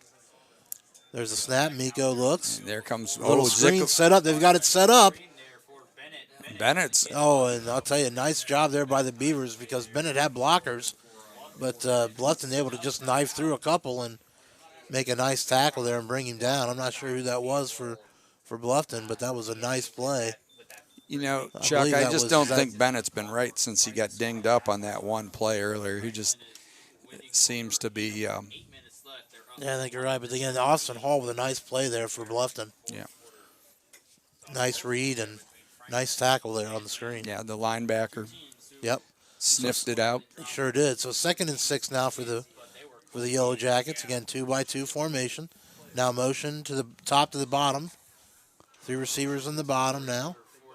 There's a snap and a little counter back the other way. Oh. And I'll tell you what. Nice. Bennett looks open pretty field good on that tackle. one, Bill. Yeah, I did. But he is a little slow to get up. You're right. And of course, it's combined effort too. Some of the offensive linemen have been dinged up, so it's not always just the running back. Yeah, but you can see looking on the sideline right now, he's definitely walking a little gingerly over there. Yeah, and that was a nice open field tackle by Brian Coleman as he just dropped him right there. Yeah, you're right. That's exactly right. So it'll be 1st and 10 from the 25-yard line of the Beavers. 4:15 to go in the fourth quarter. Yellowjackets start with 3 receivers to the bottom now. Lone receiver to the top of the formation. Pistol backfield. There's a snap. Miko with the give this time. And looks like that's Webb. And Webb up to about the 20. And I think down that to was the 20. And that was number 18 that got up underneath there, Antonio Crosty, the sophomore. Yeah, and I'll tell you, Crossley just chopped him down right Sure there did. at the 20. So it's going to be 2nd and about 5 now. Like to see those safeties step up into the box. And Yeah, that's right. So we're inside 4 minutes left now. Okay, we got to change of running backs. And now is Tanner Hughes. Hughes is back in there, and so Defiance gets ready. All right, 3 receivers to the top of the formation. Lone receiver to the bottom. 4 wide, 3 at the far side of the field, and 1 down. Hughes to the Oh, left. and There's a Zicka- snap, and it's going to fall incomplete. He had him open on the little post there, but falls incomplete. And I think Miko was feeling the Zickafoos. yeah, Zick was coming. He was coming off the edge there. and he was humming. Yes, he was. So going to be 3rd and 5 now for the Yellowjackets, again from the 20-yard line of the Beavers here. 3:15 left. 3:15. 3rd down and about 5. Down and 5 ball in the Tony. Bluffton has a 30. And so, Defiance, if nothing else, if you're Coach Psyche, you want to finish this drive, get a score. Oh, Miko throws off his back foot. There was Never set, kind of getting rid of it. wonder But, what was. You almost think that the way he was looking back, that it might have been a screen or something. To just Yeah, and they're going to call. I believe he it's was gonna be- not out of the Yeah, tackle that's going box. to be intentional grounding. But yeah, you're right. I think one of the things the Defiance coaches are looking for here is who's still playing hard. Yeah, You know, because again, down by 27. Again, it'd be real easy to fold it up right now, but those kids that you see giving extra effort right now are the ones that are going to be your leaders in the offseason, and that's who they're going to rely and lean on as they try to turn this program around. well, and you're absolutely right about that, Chuck. Because in Division III, a lot of times programs bring 100 kids in, and if you're able to have 15 to 20 seniors by the time they get up there, you've done a pretty nice job, and you're recruiting to identify the kids that'll stay with you for 4 years. Right. And so that's what's going on at Defiance is, Coach Matsaki is going to look for. So big 4th down here, So they hand the ball off. and the give is to Bennett. Oh, and Bennett's still going. Boy, Still just driving Nice. his legs forward. And boy, I'll tell you, 4th and 15, Bennett's going to get about 13 or 14 yards. And Yeah, great effort there by Bennett. And, sure was. Well, you love to see that at a Corey Bennett again. Yeah, Senior senior. playing his last game Yeah. here again. Again, Corey Bennett, the senior out of Tampa, Florida, and showing a great effort and what could possibly be the Defiance final offensive possession of the season. Yeah, with 3:01 to go here in the 4th quarter, 34-7 in favor of the Bluffton Beavers. You're going to see the seniors come out. You're going to see an array of players that are going to get their last snaps here as Beavers. Gardner at quarterback. He's got a 2-by-2 set. 2 on each side of the field, and Mark Willis just gets met right behind the line. And I believe, Chuck, we got a name on number 9 is Mark Lewis. Yeah, Bluffton. As I heard one of the other crew, Mark Willis Jr. Mark Willis. Okay, so it is Mark Willis. That's who I said, Bill. So, yeah, I know you did. He did say that. He did. Yeah, he did. He No, stands- yeah, no, I know. He stands- Well, we had been calling him Mark Willis. Correct. We just wanted to make sure Yeah, we were. well, we're not sure that is Mark Willis. Yeah, because the size doesn't match up with the Putting a show on for Stats. with Are the you with the saying body. Are you saying with there the may body. be inaccurate measurements listed in that program? There might be Imagine that. three to the left, 1 to the right, and there's Gardner and out of quarterback draw. He's up over the 25, out to the 30-yard line. This should be enough for a first down. Are you implying that I wasn't 5'10" in high school and I'm now 5'8"? God, Is that what you're implying? not implying at all. No insinuation there. That's all right. So a new set of downs with 1:58 to go from the 30-yard line and a couple snaps, Chuck, and I think that's going to be the end of this one. Yeah, again, Bluffton with a big first down there that's going to allow them to hold on to this football a little longer. And you're right, Bill, one more, and this is pretty much a settled issue. Yeah, put it in the books. I would suspect Gardner's been told when you get inside 8 seconds, you're going to call for it, and sure enough, that's the case. And Willis again. Yeah, Willis is able to get up to about the 34-yard line, pick up a 4. And so Well, you're picking up 4 a pop. Why not, huh? Yeah, and I think one more time, Chuck, and that's going to be all she wrote. So 1:16 to go. second down and 6. Ball And, at this point, some celebrations going on the sideline for the Beavers. And see some reflection going on the Defiance sideline and where they're going to go from this point. Yeah, that's right. But, just take a moment, too, to recognize the fact that the Defiance stands are still pretty full over there, Bill. Yeah, they are. They've done. They've supported this team really well. Yeah, they sure have. Pickup of 9 yards by Willis. He's out to about the 39-yard line. Okay, so we're going to have a stoppage of play. I believe Defiance. So we got about a 7-second difference on the clock. Someone's called a timeout here, Bill. And so is it? Well, we'll find out. Maybe it's an effort to get some players in. Yeah, and it probably is. I didn't see an indication, but the referee did stop the clock there. So one of these sides did call a timeout here. And again, like you said, good opportunity to make sure that, you get these kids a snap that haven't been in the field yet. Again, we talked about how hard it is to keep a kid in the program in Division III for 4 years. If they've stuck it out for 4 years, you want to make sure they get out there and get a chance to play a little bit in their final college football game. Yeah, that's exactly right. So, again, 45 seconds to go here. Again, 3rd and 1 here for the Beavers. 34-7 in favor of Bluffton over the Defiance Yellowjackets. I don't need to go through this a second time. All right, or a third time. And there we go. And it's Gardner keeps it. He's up over the 40, 45 down to the 46. Yeah, he's going to have the first down, and that'll do it, Bill. And that's going to be the wrap. So that will be the last, I suspect, as they start. They're going to start shaking them up here. It looks like Bluffton is already starting to line up. I'm going to run down and help Dean come up. With 20 seconds now. The hailstorm. Game clock. This is all but done. Bluffton. So, All right, so they go across field. They're going to go ahead and shake hands here with 11 seconds to go. and that's going to be a wrap.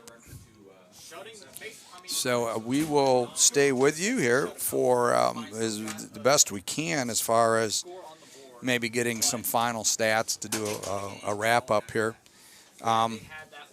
So, Chuck, perspective on the season, some of the things that stood out in your mind. We've seen some, like you mentioned before, we've seen some great individual defensive performances. We've seen some offensive, explosive performances this year, too. The first couple Urbana games were really interesting games. Yeah, they were. Urbana, Mount St. Joe's. Mount St. Joe. We've seen some great things. We saw the Hillsdale Chargers up in Canton when they played Malone. And yeah, that's right. And Hillsdale's one of the top-rated teams in Division 2 right now. So, yeah, that's right. And the Hammer has went over to Bluffton again for the 8th time in the last 9 years, Chuck. Yeah, and Defiance is looking to do something about that in the future. And that series is now at 47 wins for Bluffton, 45 for Defiance, and 2 ties. And there's a little tradition going on there, Chuck, looks like they're maybe counting it down or whatever the tradition is with the Hammer. So that's right. Everybody's get in on the action there. Everybody wants a piece of the Hammer. Yeah, that's pretty cool. Yes, it is. One of the great things about college football is all the tradition, and just one more example here. Again, doesn't have to be the Division I teams at the highest level. These teams, play with just as much passion, just as much heart as those teams on Saturdays. Yeah, for sure. And so, for Defiance,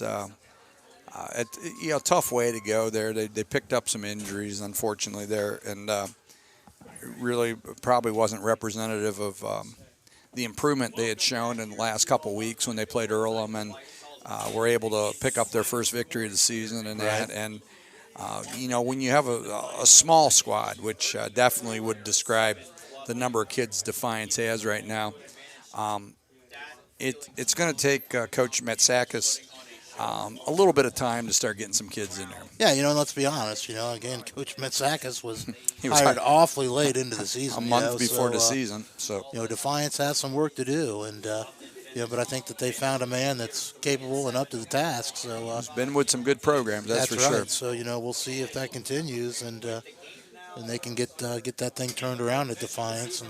And Coach Krebs here is. He's got a nice thing going. He's still got a little work ahead of him. He's going to have to replace the defensive line, and he's got some young offensive talent though, with Nobis coming back and Duncan coming back. So there's some things to work with on the offensive side. Well, that's exactly right. So we will hopefully get maybe a rundown here and some final observations as we go on. of course, you'll be able to follow the game of the week. We'll shift over to basketball here in the beginning of the year. And so follow us for action with Shawnee State. It's got a nice basketball program. That's right. Probably some Southern State Patriots in there, I'd imagine, a game or two. Some and, Southern State, Cincinnati Christian. Yeah. A lot of good small-time basketball in there. Urbana. We'll get the Hawking Hawks in there for a game or two. So, we're looking forward to moving this. Did you say Shawnee Grizzly Bears? Is it the Grizzlies? Hear that one? I think so. Shawnee State Grizzlies? Some kind of Bears. Yeah. Could be. Not the polar bears, I don't think. No, they're not. It might just be the Bears. Yeah, but could be. A nice program down there. The girls program was very successful as they advanced. I actually believe they were the number 4 seed in the national tournament last year. Yeah, that's very impressive. I know they just keep rolling along. And, of course, Ashton Lovely, who's from our area up near from Greenview High School in Jamestown. Yep. What a dynamic player she is. She's a treat to watch out there. And a lovely player. A lovely player. And, the kind of throwback player that's diving on the floor for the ball. Yeah. And, Real fan favorite. Yeah, the ones that you root for just because of the fact that they play so hard. And, sometimes they play so hard to the point where they injure themselves. Yeah, that's right. But they're getting a little picture. Oh, they're in some more hammer action over there, Chuck. Yeah, they love the hammer here, Bill. Yeah, they do love the hammer. So who doesn't? Okay. Who doesn't? And the popsicle's back in the That's right. up in the press box with us. That's right. Apparently, Dean has survived the inclement weather. The Deaner. So was it cold out there, Dean? Yeah. Yeah. Dean said it was cold. Yeah. Dean saying it was ice cold out there. All right. Hey, you know what? You get a chance to warm up on the way home. That's right. Yeah, Just, we're just gonna about put the time you warm up, we'll pull into Clinton County. We're gonna put you up on the roof. You'll get some nice wind up there. Stay cool. That's right. So, I guess looks like we're gonna wrap this, Chuck. Yep. So, no good in the game stats, but again, yeah. I think we can already give a few highlights, and we know that again, the Bluffton Beavers come out on top here today in the big rivalry game with Defiance. And, nice performance by the young freshman quarterback, Zach Nobis, and senior defensive end, Isaac Zikafus, and Ollie Moore. Really highlighted the effort by the Beavers. But it was a team effort in the senior day game here at Alumni Field in Bluffton. So yeah, it really was. I want to recognize quickly, too, for Defiance, running back Corey Bennett playing his final game for Defiance and showed a lot of heart. And, really did play hard today. And, again, like we talked about, Defiance, they've got a ways to go, but it looks like there's some positive things that they can build on for the future. So, yep. So for Dean Thompson on the camera and Rick Phillips on the board and Chuck Hale, I'm Bill Rayback, and thank you for joining us this season for the Game of the Week program, and we will see you next year. Goodbye, everyone. Good night, everybody.